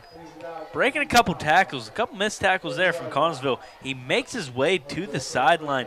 1 person to beat, and that, of course, was Gavin Connor. And he just high steps his way into the end zone. Of course, that was Ford's 2nd touchdown. And new quarterback out on the field, Dylan Bubarth. So he's going to keep the ball, and he's going to throw it over to number 20 for Connellsville. That was Aaron Nicholson. So nice little play out there, and see what they call, and they're going to give him the first down on that. Yeah, and well-deserved first down there from Nicholson. Look at there. Nice little pass. Catches it, and watch us move. Right there, just says, get out of my way. I'm trying to get this first down. He does. So now Boo Barth back in the pistol set yet again, with Karpiak behind him, and Boo Barth is just going to keep the ball. He's going to move up the field, trying to pick up some much-needed yards. He's going to pick up a gain of 2 yards. Yeah, Boo Barth, just, you know, this is his first couple plays in the game, and he is not afraid to get down and dirty. He's just going right at it as he gets that gritty run there, just busting right through the line, just getting a few yards that this Falcons team needed. Now Boo Barth coming back onto the field as that rain continues to fall. Still in that pistol set. About 8 minutes and 55 seconds left in this third quarter. Boo Barth is going to fake the give to Karpiak, and Boo Barth has some space upfield, cutting back. He's going to pick up the first down and more. Pick up some last few yards, just pushing forward off of his left foot. Yeah, Boo Barth, he's not taking long to make his name known in this game with a nice run there. Getting about a 13-yard run on that one with the first down, just showing that he can play. And Baldwin has no answers. They're just allowing holes in their defense. Boo Barth is just exploiting that. Boo Barth getting the ball yet again. He's going to give it to Karpiak this time. Karpiak has some space right up the middle of the field. There's a few guys to beat from Baldwin. He's going to get into the end zone. A big arm tackle that was broken there was Noah Karpiak. Yeah, Karpiak just running through there, finds his hole in that line, and he is off to the races. As we see here, we're going to look at it again. Look at him just plowing through, just no one touches him at the line. Has one person to beat, and he says, get off of me, Glenn Ford. Watch this run. Noah Karpiak, a name we've called a few times tonight, just making his presence known, getting into the end zone to extend now Connellsville lead. Jacob Rice is going to put the ball up and through. So now the score is 21-14 on a big run from Noah Karpiak. We're going to take a short break. You're watching the high school football game of the week right here on CUTV. Since 1937, the Student Association Incorporated, known as SAI, has served the CalU student body by providing activities, programs, and services. Every enrolled student has the ability to take part in over 125 different clubs and organizations. Managing participation in every SAI activity is easy with OrgSync, a powerful tool for staying connected. Located 1 mile from campus, the SAI farm has 94 acres of meeting and recreational space. SAI, it's your student association.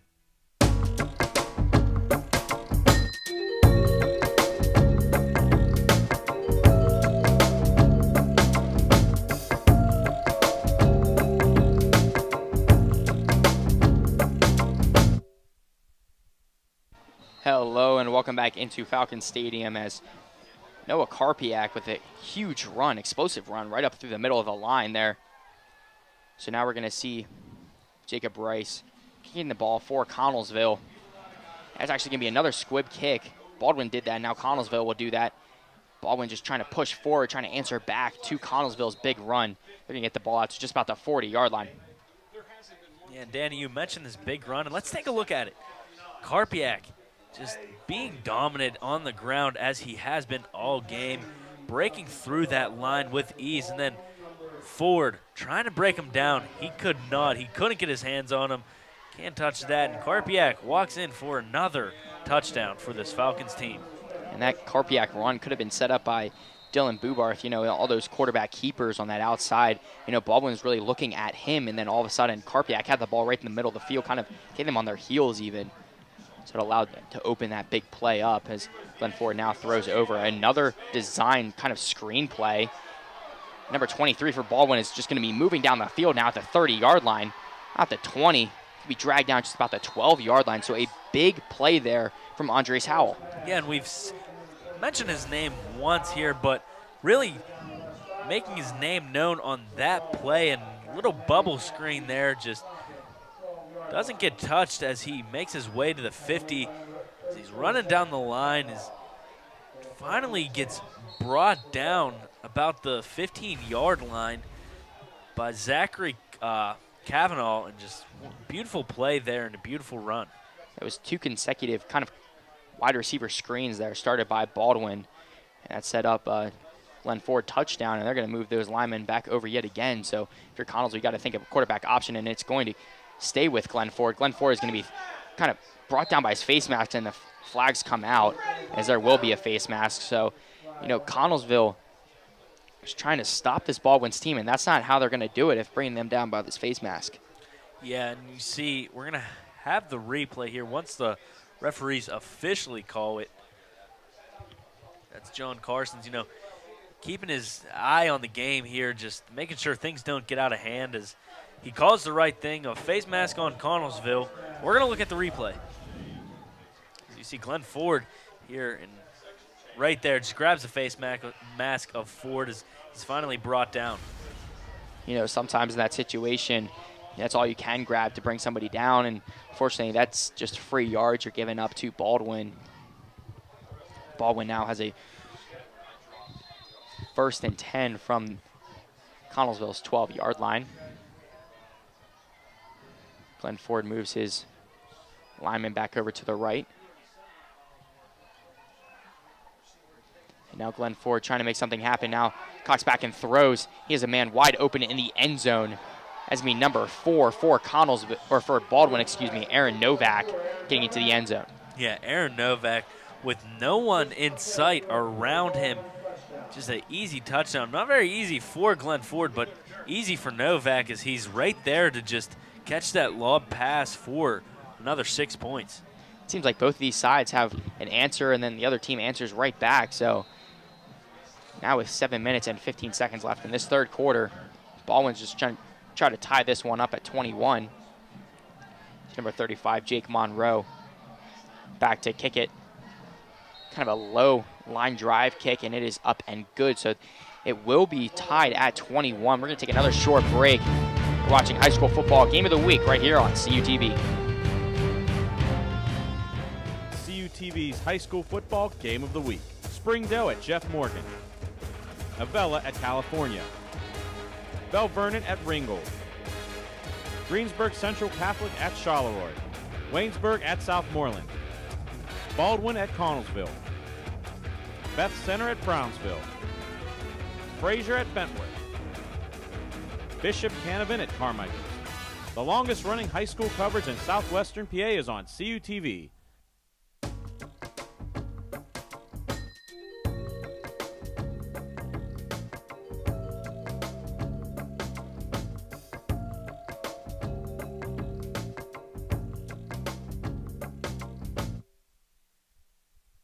Hello and welcome back into Connellsville, PA.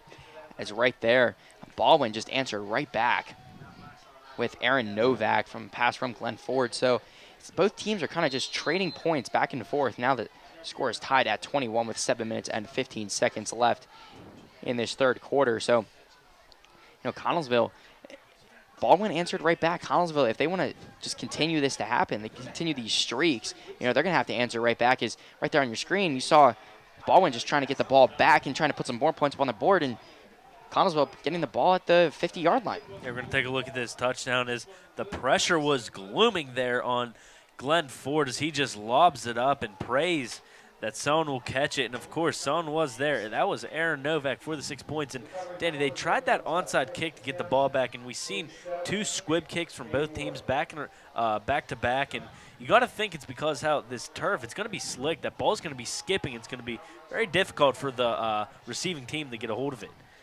And Dylan Bubarth back out onto the field for Connellsville with Noah Karpiak behind him. They're going to fake the give to Karpiak, and he's just going to run in that exact hole that Karpiak paved for him, and he's going to pick up about a gain of 6 yards. Yeah, Bubarth just showing his grittiness as a quarterback, not afraid to get his head down and go through that line and pick up as many yards as possible. That's something you don't really see in a quarterback. As I said, Bubarth just running right in the line that Noah Karpiak paved for him, and that kind of put him in the fullback spot. And now Bubarth is going to pass the ball, and he's going to be completing the ball over to number 20, for Connellsville, Aaron Nicholson. So looked like a play that was going to turn into nothing as Bubarth just got hit as he threw it. Yeah, you'd think after he fakes handoff there from just going. You see your coaches are saying it's an illegal play, but the refs are going to keep it. It was nice play, I thought, by Aaron Nicholson to get a hold of that ball and get the first down. Definitely was. As I said, he just turned nothing into something, picking up some yards and even the first down. So now with 6 minutes and just about 20 seconds left in the third quarter, see if Connellsville can continue this drive as Bubarth is going to keep it, trying to keep on his feet, kind of stumbled a little bit, and he's going to be brought down for a loss of 5. Yeah, Bubarth, you see he could do as much as he wants on those other plays, but here you see he couldn't get anything started as he gets tripped up and couldn't find an open receiver as he gets brought down for about a 5-yard loss. We'll bring up a 2nd and 15 now. Ball is on their Baldwin's 38-yard line. So now Baldwin just trying to stay tough. Their defensive line was trying to get in there as there's going to be a flag on the play. Most likely a false start on Connellsville. It is going to be a dead ball foul. False start on Connellsville, as I said. Looks like it's going to be number 70 for Connellsville.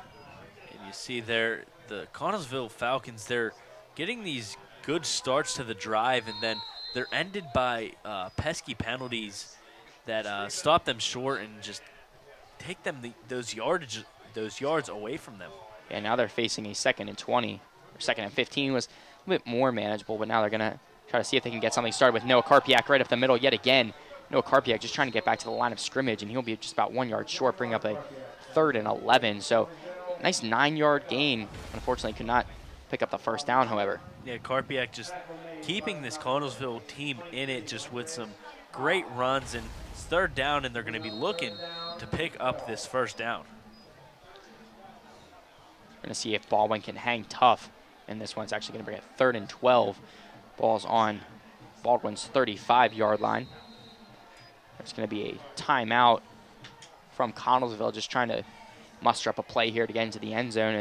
As I said before, they've just been trading points back and forth, and Connellsville, if they really want to surge ahead, they really need to put some more points up now.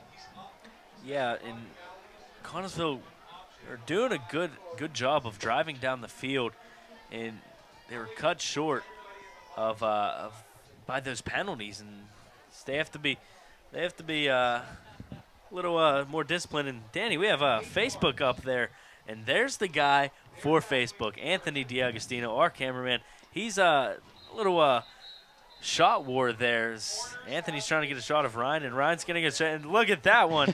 And both guys big on Facebook. No. As we put everything on Facebook as well as everything else.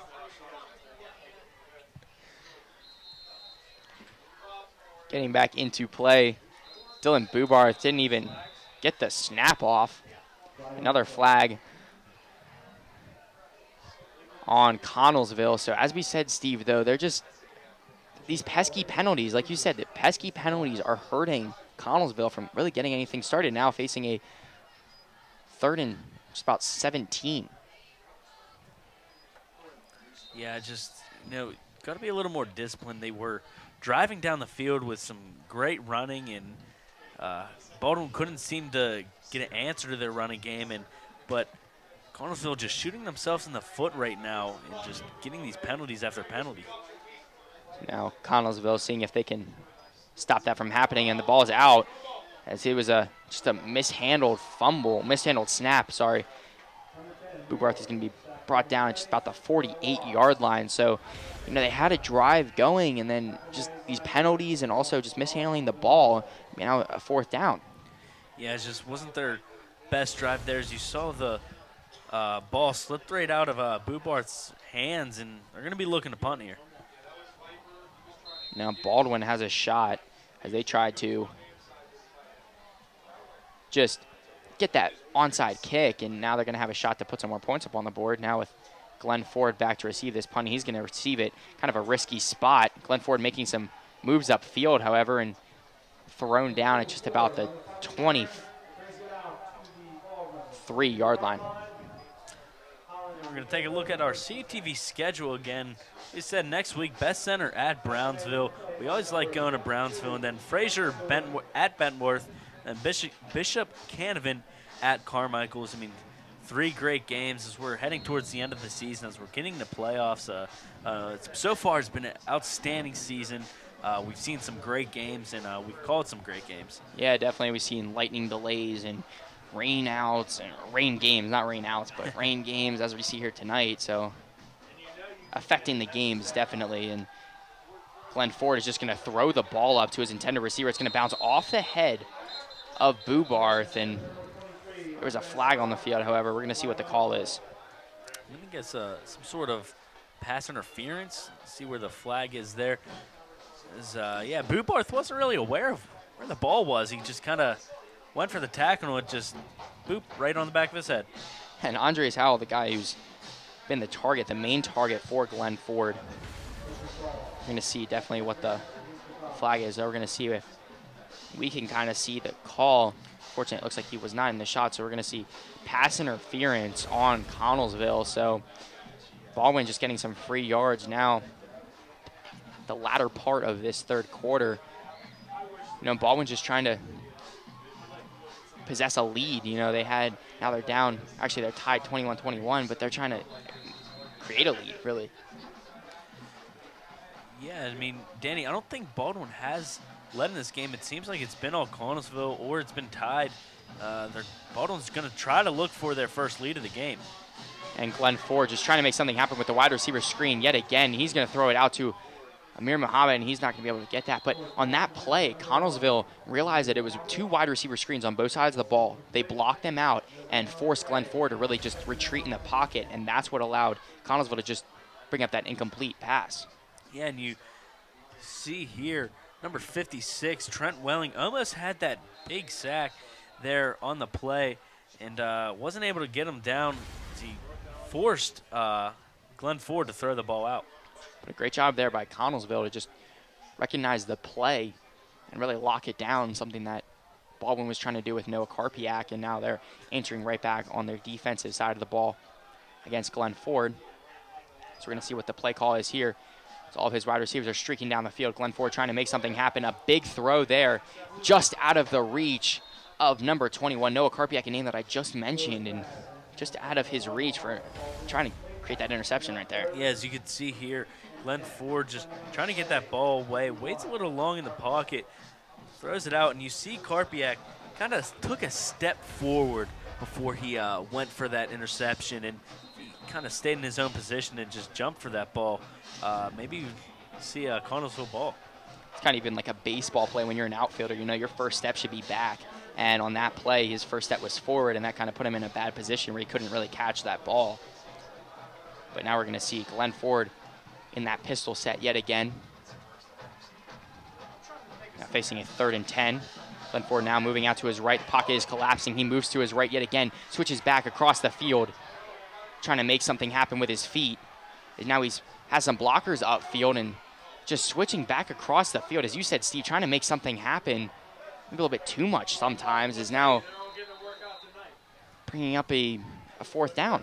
Yeah, I mean, you have some fancy feet, some twinkle toes there from Glenn Ford. Look at where he's at. You know, he just making these Connellsville players work for what they got there as he makes it forward, but he doesn't get the first down. I mean, on the 3rd down, whether you throw it or do what he is there, he was trying to make something out of nothing, but he wasn't able to do much. And the rain is really coming down now. It's kind of directed right at us. The wind kind of shifted and gusting around the field, and it looks like Baldwin just going to try to pick up this conversion here. And now Baldwin is going to draw the penalty. So there's a 4th and 4. So if they pick up this offsides, that's a first down. Yeah, and it's going to be huge. Like I said, Connellsville has to stay disciplined in a close game like this, and we're going to see what John Carsons has to say.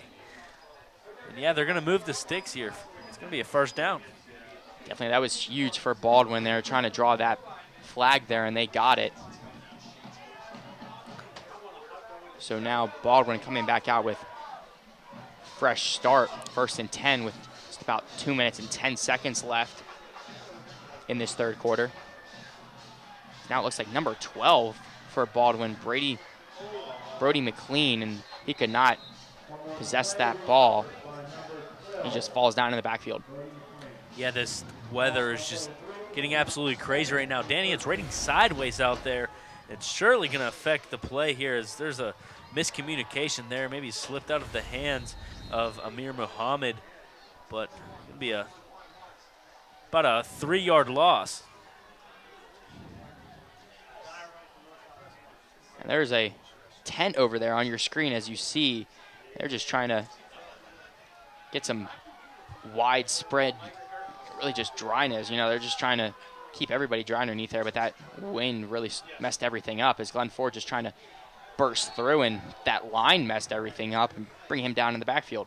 And, you know, I'll be honest, it's the first time I've ever seen someone bring a tent into the stands. I've never seen a tent in the bleachers, but you see, Baldwin couldn't get anything started. That was Glenn Ford just not able to find anything on that play. Is that legal? You know, you can't even sometimes bring binoculars into stadiums, and now there's a tent. Yeah. Hope that's not CUTV's tent. Can we check? Yeah, no, it's green tent. Baldwin now out onto the field, now facing a 3rd and 15. It's about 40 seconds left in the third quarter. Ford is going to go out to his right, and he's going to throw right. And that ball, it was because of those field positions, you know, that ball came out, slipped right out of his hand. Yeah, and you could tell that. We knew that. Glenn Ford knew that. The whole fans here knew that. I mean, that ball just kind of just sunk right out of his hands. Just, as you see there, it just slipped and just poor throw. But not really Glenn Ford's fault. Blame Mother Nature on that one. And now Baldwin, they had a great opportunity to really execute on that 4th down, and then they got the flag, and now they can't execute on another 4th down, so now they have to punt the ball. And actually, Baldwin's going to keep this, a punter keeper, something that we never see. And number 9 for Baldwin, David Johnston. That was huge for Baldwin. Yeah, and totally caught us off guard. You know, we still have a whole quarter to play, and Baldwin, they're not messing around. They wanted that 1st down, and they got it. Johnston with a huge run as a punter. You know, I've said quarterback keeper a lot in this season. I've never said punter keeper. It sounds weird. It sounds definitely different. It might not be a real thing. I don't think any announcer have said that. Well, at least I was the first one.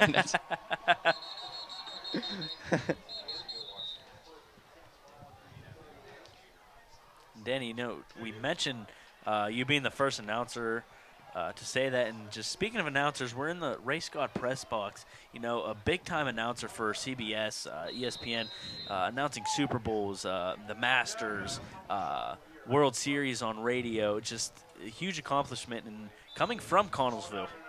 And also a military veteran, too, as well. So that's just adds on to the list of many accomplishments in his storied career. But now Baldwin will take a timeout. And that's actually going to be the end of the quarter, excuse me.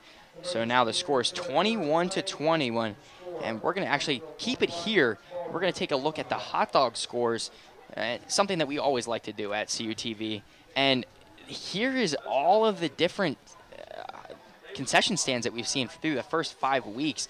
And, you know, Steve, see how we rank. Yeah, and there's Connellsville's score right there, 9.75. Not enough to beat Southmoreland's 9.9, but Connellsville did pretty solid concession stand. You kind of walk in and you smell the sauerkraut, you smell the kielbasa, and just so got a nice score of 9.75. Yeah, I actually didn't have anything tonight. You know, we had Chick-fil-A before this, but you know, this game has just been a dominant performance of the rushing game, as you see on your screen there. Glenn Ford getting a big run, and now tying the score at 21. But now opening this fourth quarter of action with Baldwin in possession, and Baldwin throwing the ball over to Aaron Nicholson. Nicholson trying to make some moves upfield, pushing forward, trying to pick up that first down. And Danny, we have Glenn Ford. He's hurt. He's on the ground. He's not getting up right now. Now he is. He's slow to get up. He stayed on the ground for a second as he's running over to the sidelines. We hope he is okay. He's been a huge factor in this Baldwin offense. He's been running the ball. He's been passing the ball. They actually called a roughing the passer on that play, as you see on your screen. Actually, he's out of the frame, but, you know, roughing the passer. Now Connellsville push back yet again, and we're going to see Baldwin to see if they can take advantage of the situation.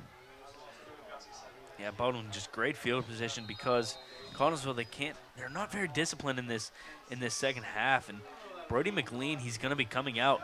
He's going to take the ball. And Brody McLean, a name that haven't really called much today. You know, we saw Glenn Ford come out for one play, and now Brody McLean in the game. And it looks like Glenn Ford is going to come right back out.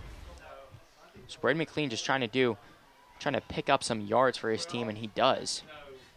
Yeah, and, you know, just doing what he can for Glenn Ford as he's injured there, just trying to pick up the slack. So now we're going to see if Baldwin can continue this drive that they're having here now with just about 11 minutes left in this fourth quarter. And Glenn Ford is going to keep the ball.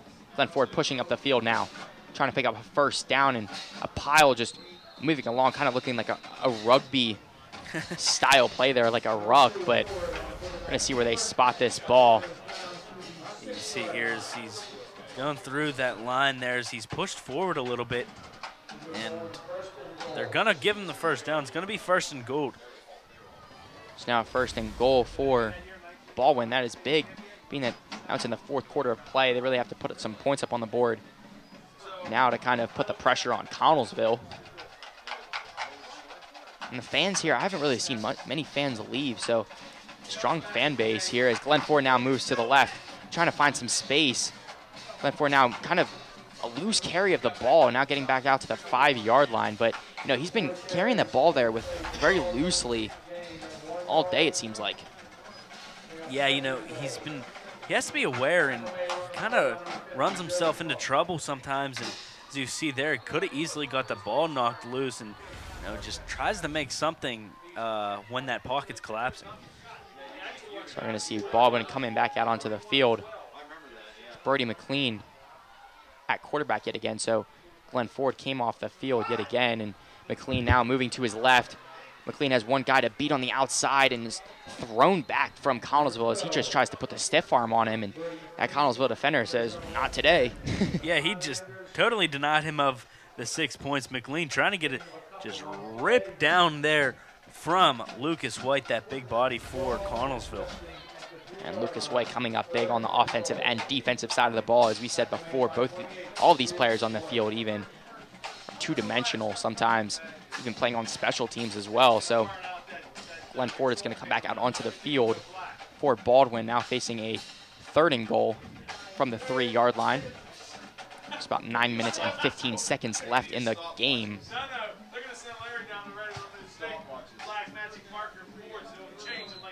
Glenn Ford is still in that set, and we're going to actually have a timeout taken by Baldwin. But, you know, in this situation, you know, you got to think, you know, run out to the left or right. You know, Glenn Ford has kept the ball on a lot of these plays. See if maybe they're taking this timeout or just revise. Maybe they're trying to go to a pass, and now they're thinking out. Glenn Ford has worked today, so let's keep it with him. Yeah, Glenn Ford, he's totally dominating. And Danny, look at that total misery out there for our crews. Ryan gives us a little sad face, and just kind of be lucky to be in this press box, you know. But they're doing the hard stuff. You know, they're out there in the pouring rain, getting us the shots that we need. And you know, like I said, not all heroes wear capes.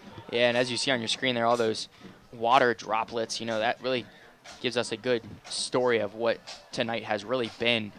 As that rain shifted, now it's coming right at Ryan. So he's a trooper over there, and also Anthony Agostino. We can't forget about him. Just because we see Ryan doesn't mean that we can't forget about Anthony over there on camera too. So thanks to both of them. We're going to see Glenn Ford is going to pass the ball out to number 4, and that's going to be Aaron Novak just out of the reach. That's going to be a flag on the play, however. So let's see what this is. This could be It's going to be interesting here. Might be John Carson's going to be calling that unsportsmanlike. I'm going to be sure who it's on.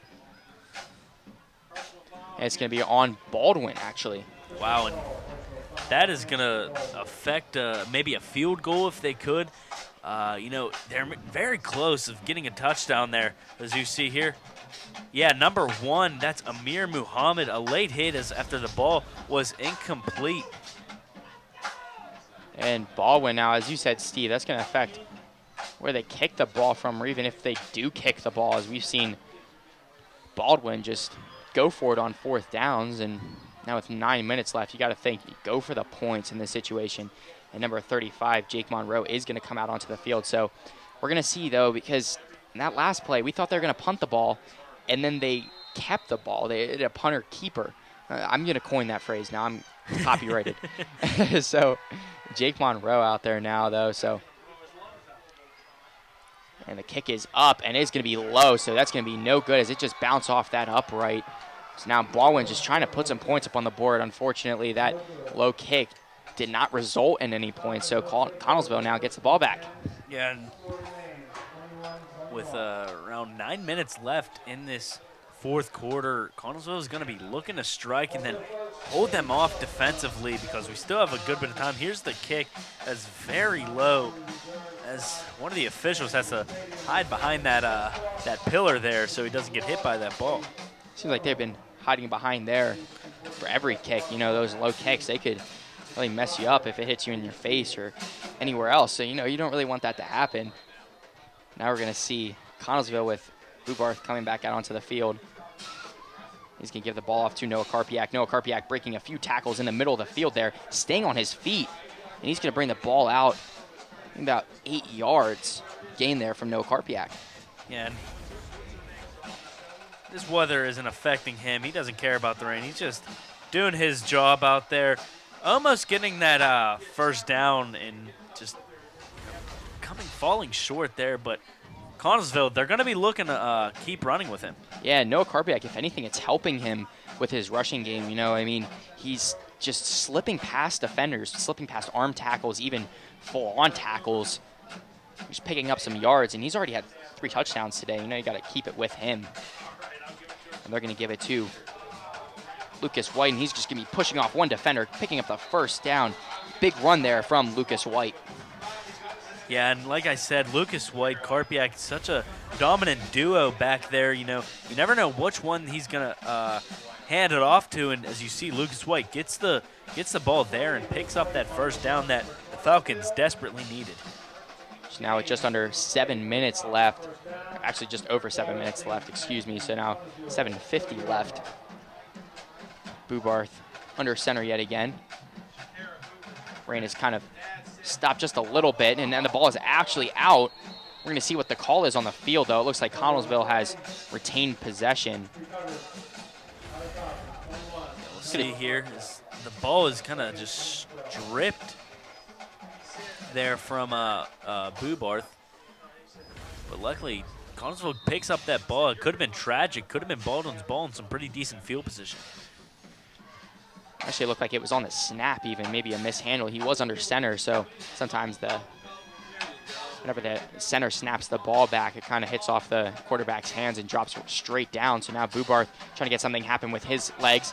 He's moving up the field now, trying to pick up the first down, maybe stopped just about a yard short. So now it's going to bring up a 3rd and 1 opportunity for Connellsville, but they're still moving the ball. Yeah, you know, keep giving that ball to Karpiak. It seems like he's being so dominant right now with just getting that ball up the field.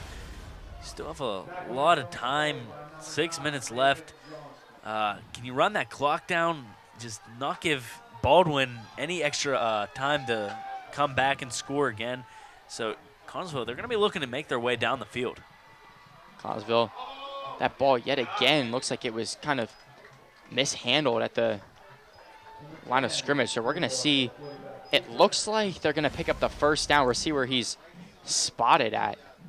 Yeah, Bubarth, I mean, clearly picks up the first down there as he dives forward, and that's a huge play. Maybe one of the biggest plays of this game as he keeps his drive going with time dwindling down with 6 minutes and 25 seconds, and they're going to be looking to keep this drive going.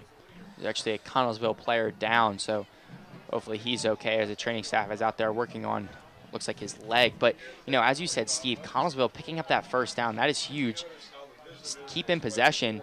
On your screen there, see our upcoming broadcasts. You know, we have tomorrow with California taking on IUP in the Coal Bowl. That's going to be a huge matchup for both sides as both sides come in undefeated on the season. And then October 11th, we're going to see women's soccer taking on Mercyhurst.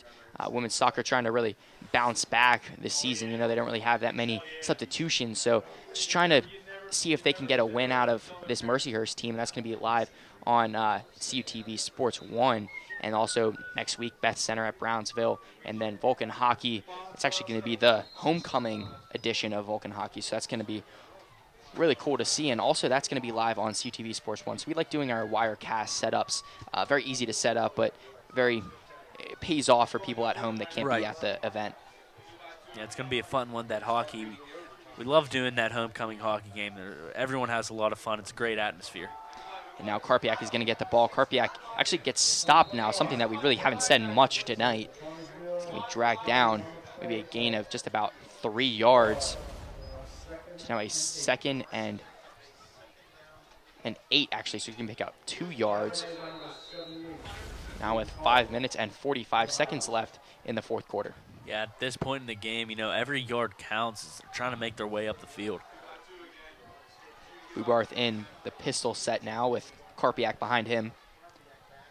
Bubarth is going to snap it now. He's going to keep it on that outside.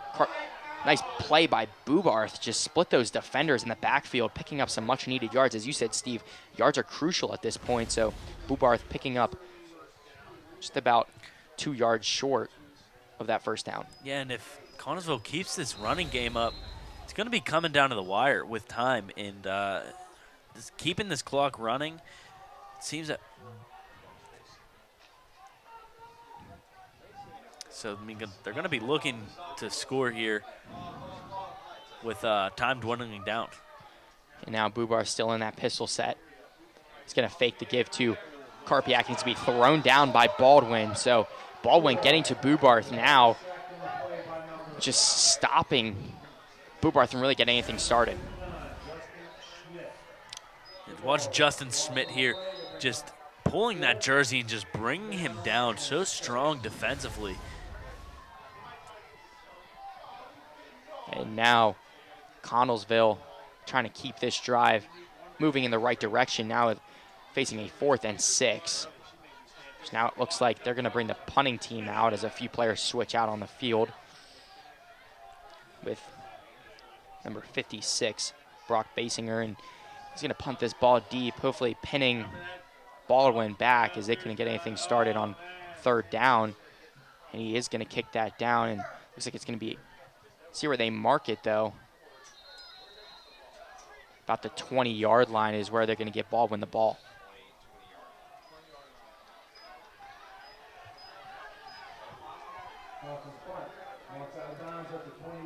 Yeah, and Danny, this Hurricane Matthew that's been hitting Florida, making his presence known up here in Pennsylvania.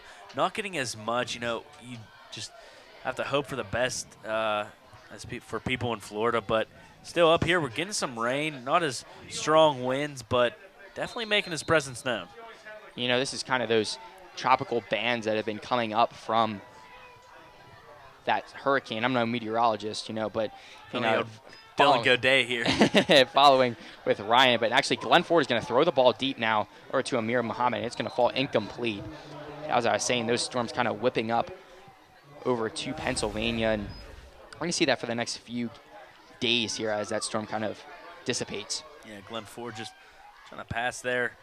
Couldn't get anything out of it. And when you're in this kind of field position, your running game, you know, you never know how it will do. So you want to get that pass, and you want to get those big yards in the beginning of the drive, so then you could run out the clock.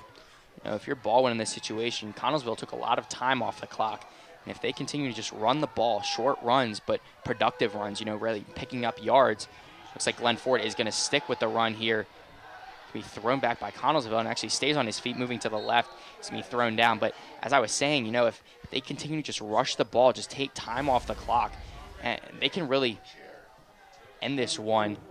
There's a guy down for Connellsville, so there's going to be a referee's timeout as Connellsville player is down on the play. As it looked like that kind of pile collapsed on that Connellsville player. But, Baldwin, they're in the driver's seat in this situation. It's all up to them. They have the ball in their hands, and they can make something happen. Now facing a third down, a 3rd and 10. They haven't been moving the ball much, though. They got the ball at the 20-yard line. Now 2 plays have gone past, and the ball has not really moved at all. Yeah, and Denny was pop up Twitter again. Give us a follow. Tweet at us your opinions of games, some plays that you've seen, anything really. On our Twitter page, someone's gonna answer you. We love Twitter, so it's a great way to see our videos, see what we're doing, and see what we're up to. Definitely. Also, if you're watching High School Roundup, use the hashtag HSR2016, and we might feature your tweets on the show. So that's a good way to get our fans involved as well. So now Glenn Ford is going to drop back in the pocket. He's going to try to throw. Actually, he's going to run. Connellsville is going to be right there to stop him, though.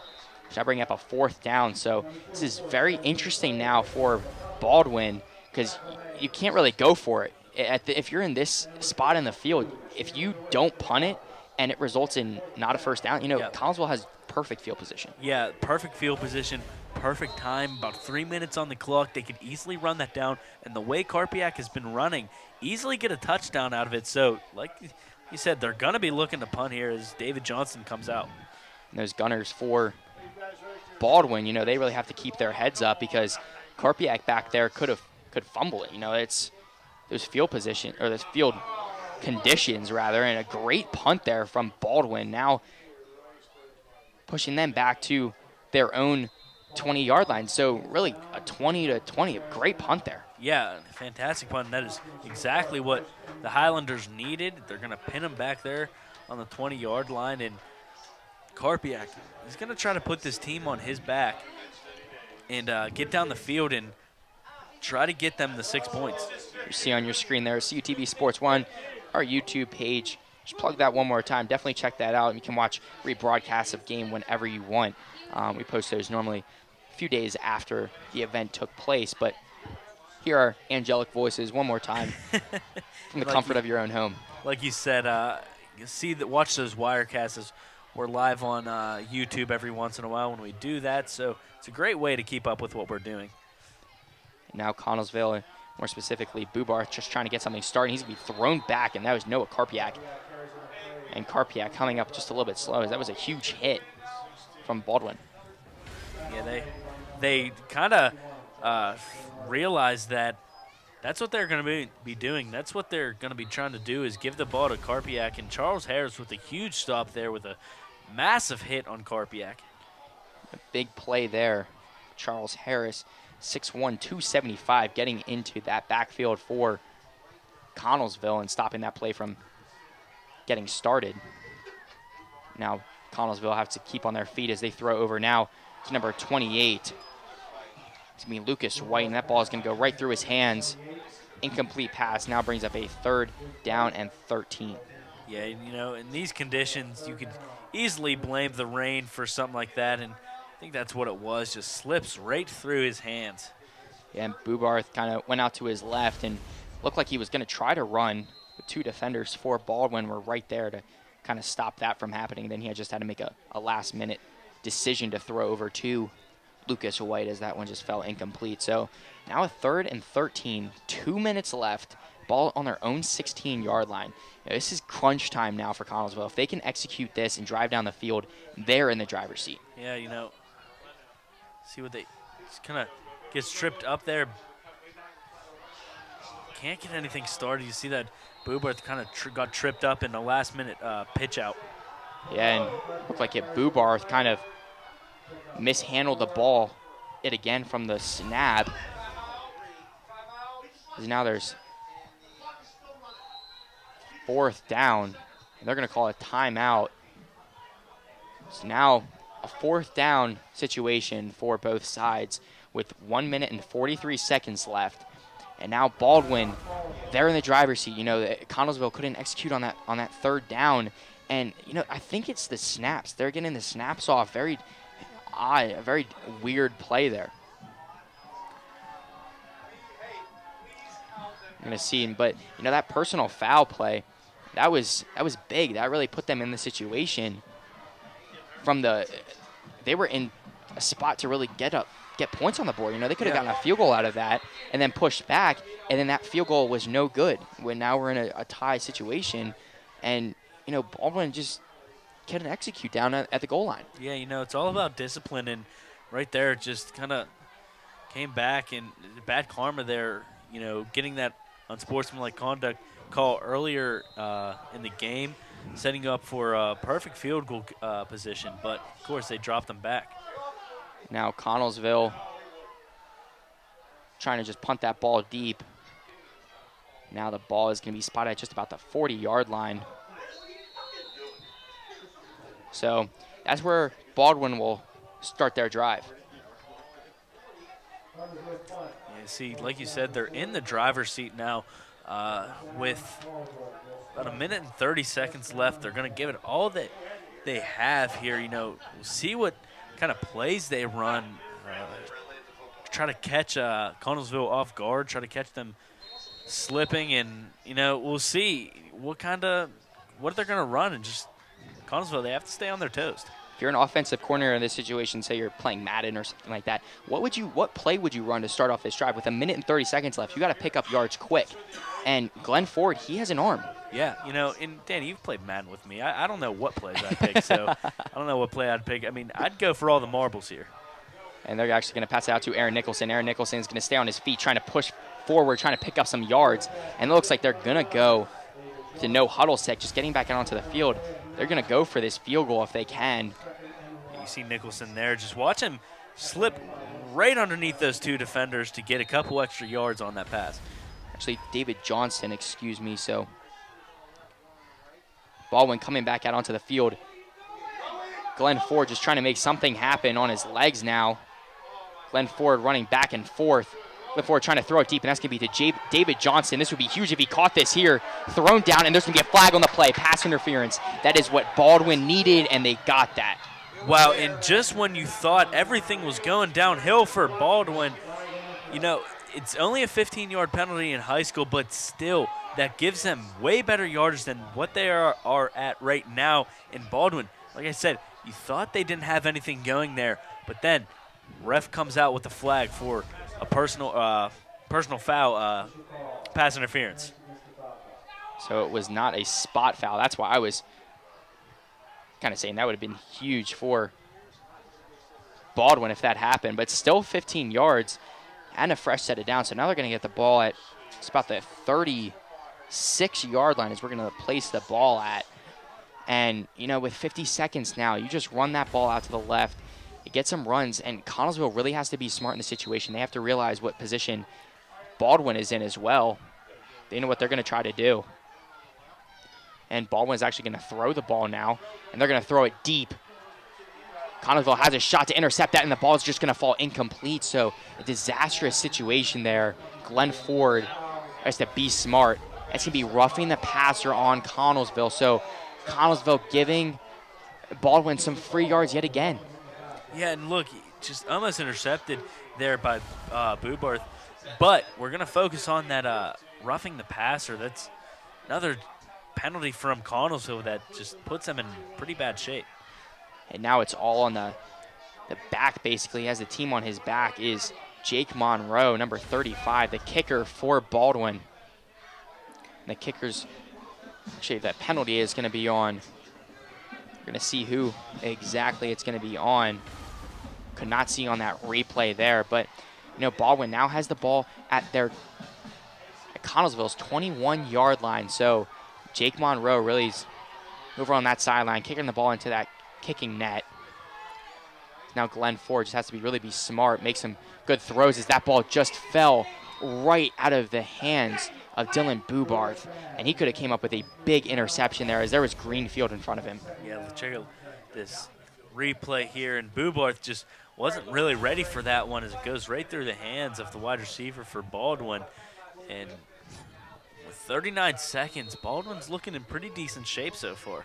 It doesn't say how many timeouts they have left, but if you think about it in this situation, you get a nice, decent run out to the left. And I believe that this is exactly where Jake Monroe kicked his last kick that was kind of low and to the right. So see if Glenn Ford can make something happen now. He's going to throw. Going now, disastrous situation. He's going to fall back. Now the ball's at the 31-yard line, so pushing them back. Baldwin had an opportunity, if they were smart, just run the ball in that situation. But there's a timeout on the play from Baldwin now, so they're just trying to manage anything. Originally, they were going to go for the field goal, and now they're going to have to go really for the touchdown. And Danny, I want to look there. He had Andres Howell almost wide open to get him a few yards, and he didn't look to the left, and he couldn't get that pass off, which ended in a sack, and that took their prime position away to get that field goal. So now Baldwin in a precarious situation. Now with 29 seconds left, facing a 3rd and 19. So you cannot take a sack in this situation. You really do not want to.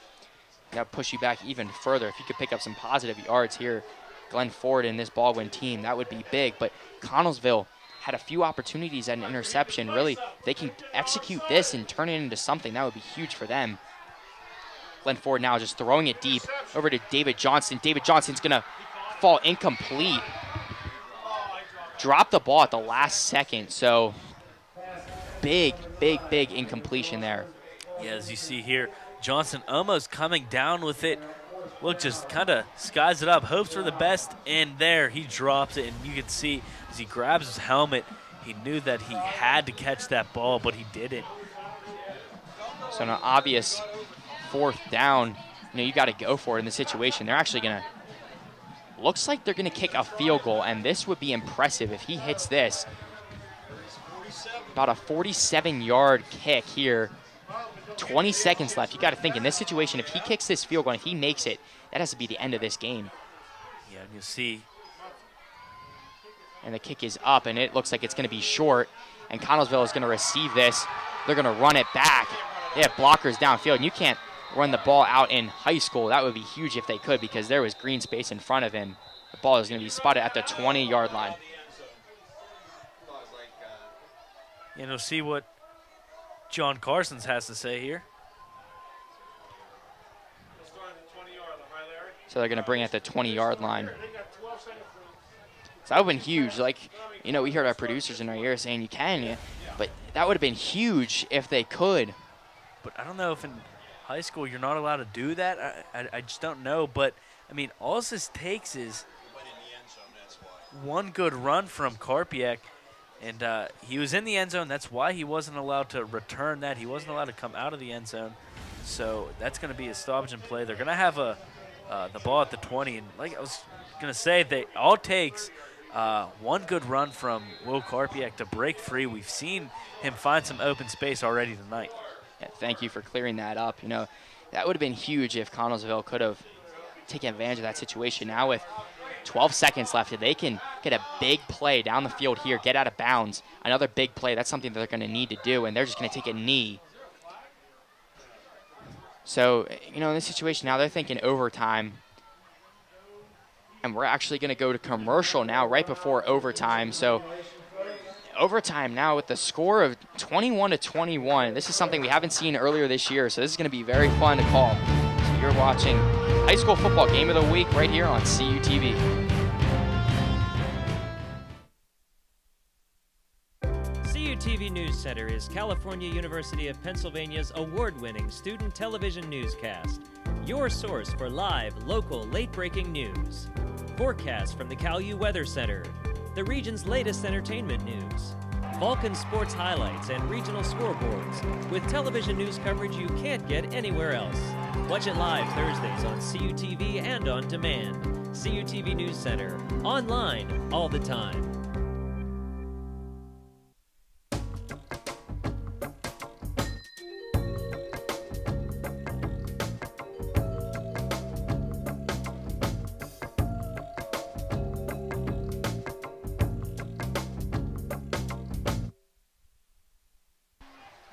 Hello and welcome back into Connellsville, PA, as we will see our first overtime game this season. And, you know, Steve, overtime is different for different ranks, you know, for high school, for college, and for the pros. So we're going to see most of the time, you know, we see the team who wins the toss goes on defense first. They know what they have to do. They know if they prevent a score, they can just get a field goal and then win this game. So it's going to be interesting, though. And these highlights are really what set up this overtime for happening. Yeah, these are our second half highlights here.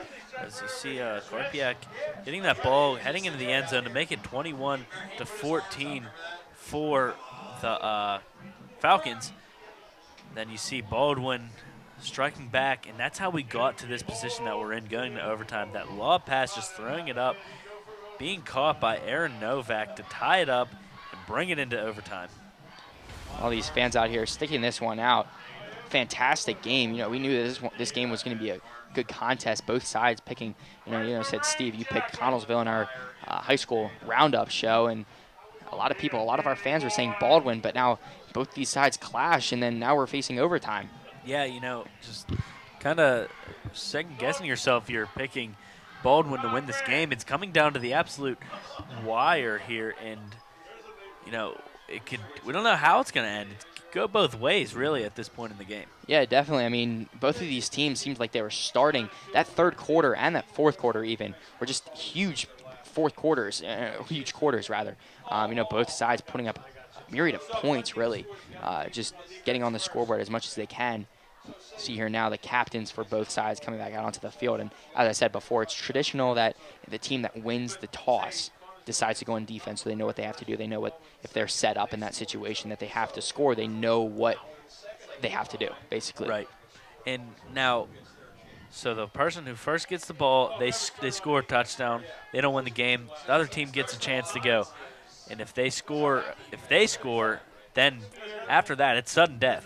The first person to score wins the game. And if the one side, the first team that gets the ball kicks a field goal, and then that other side gets a touchdown, game's over. Right. So it's definitely going to be cool to see, interesting to see, rather, what happens as Baldwin just sends out a lone man out there on the field to represent his team. Going to see who gets the ball first. Baldwin won the toss and elected to go on defense, I believe. They're going to play in to the right in Connellsville's end zone. So to see here what team, offense or defense, comes out for both sides, because I unfortunately could not read the lips of that that referee.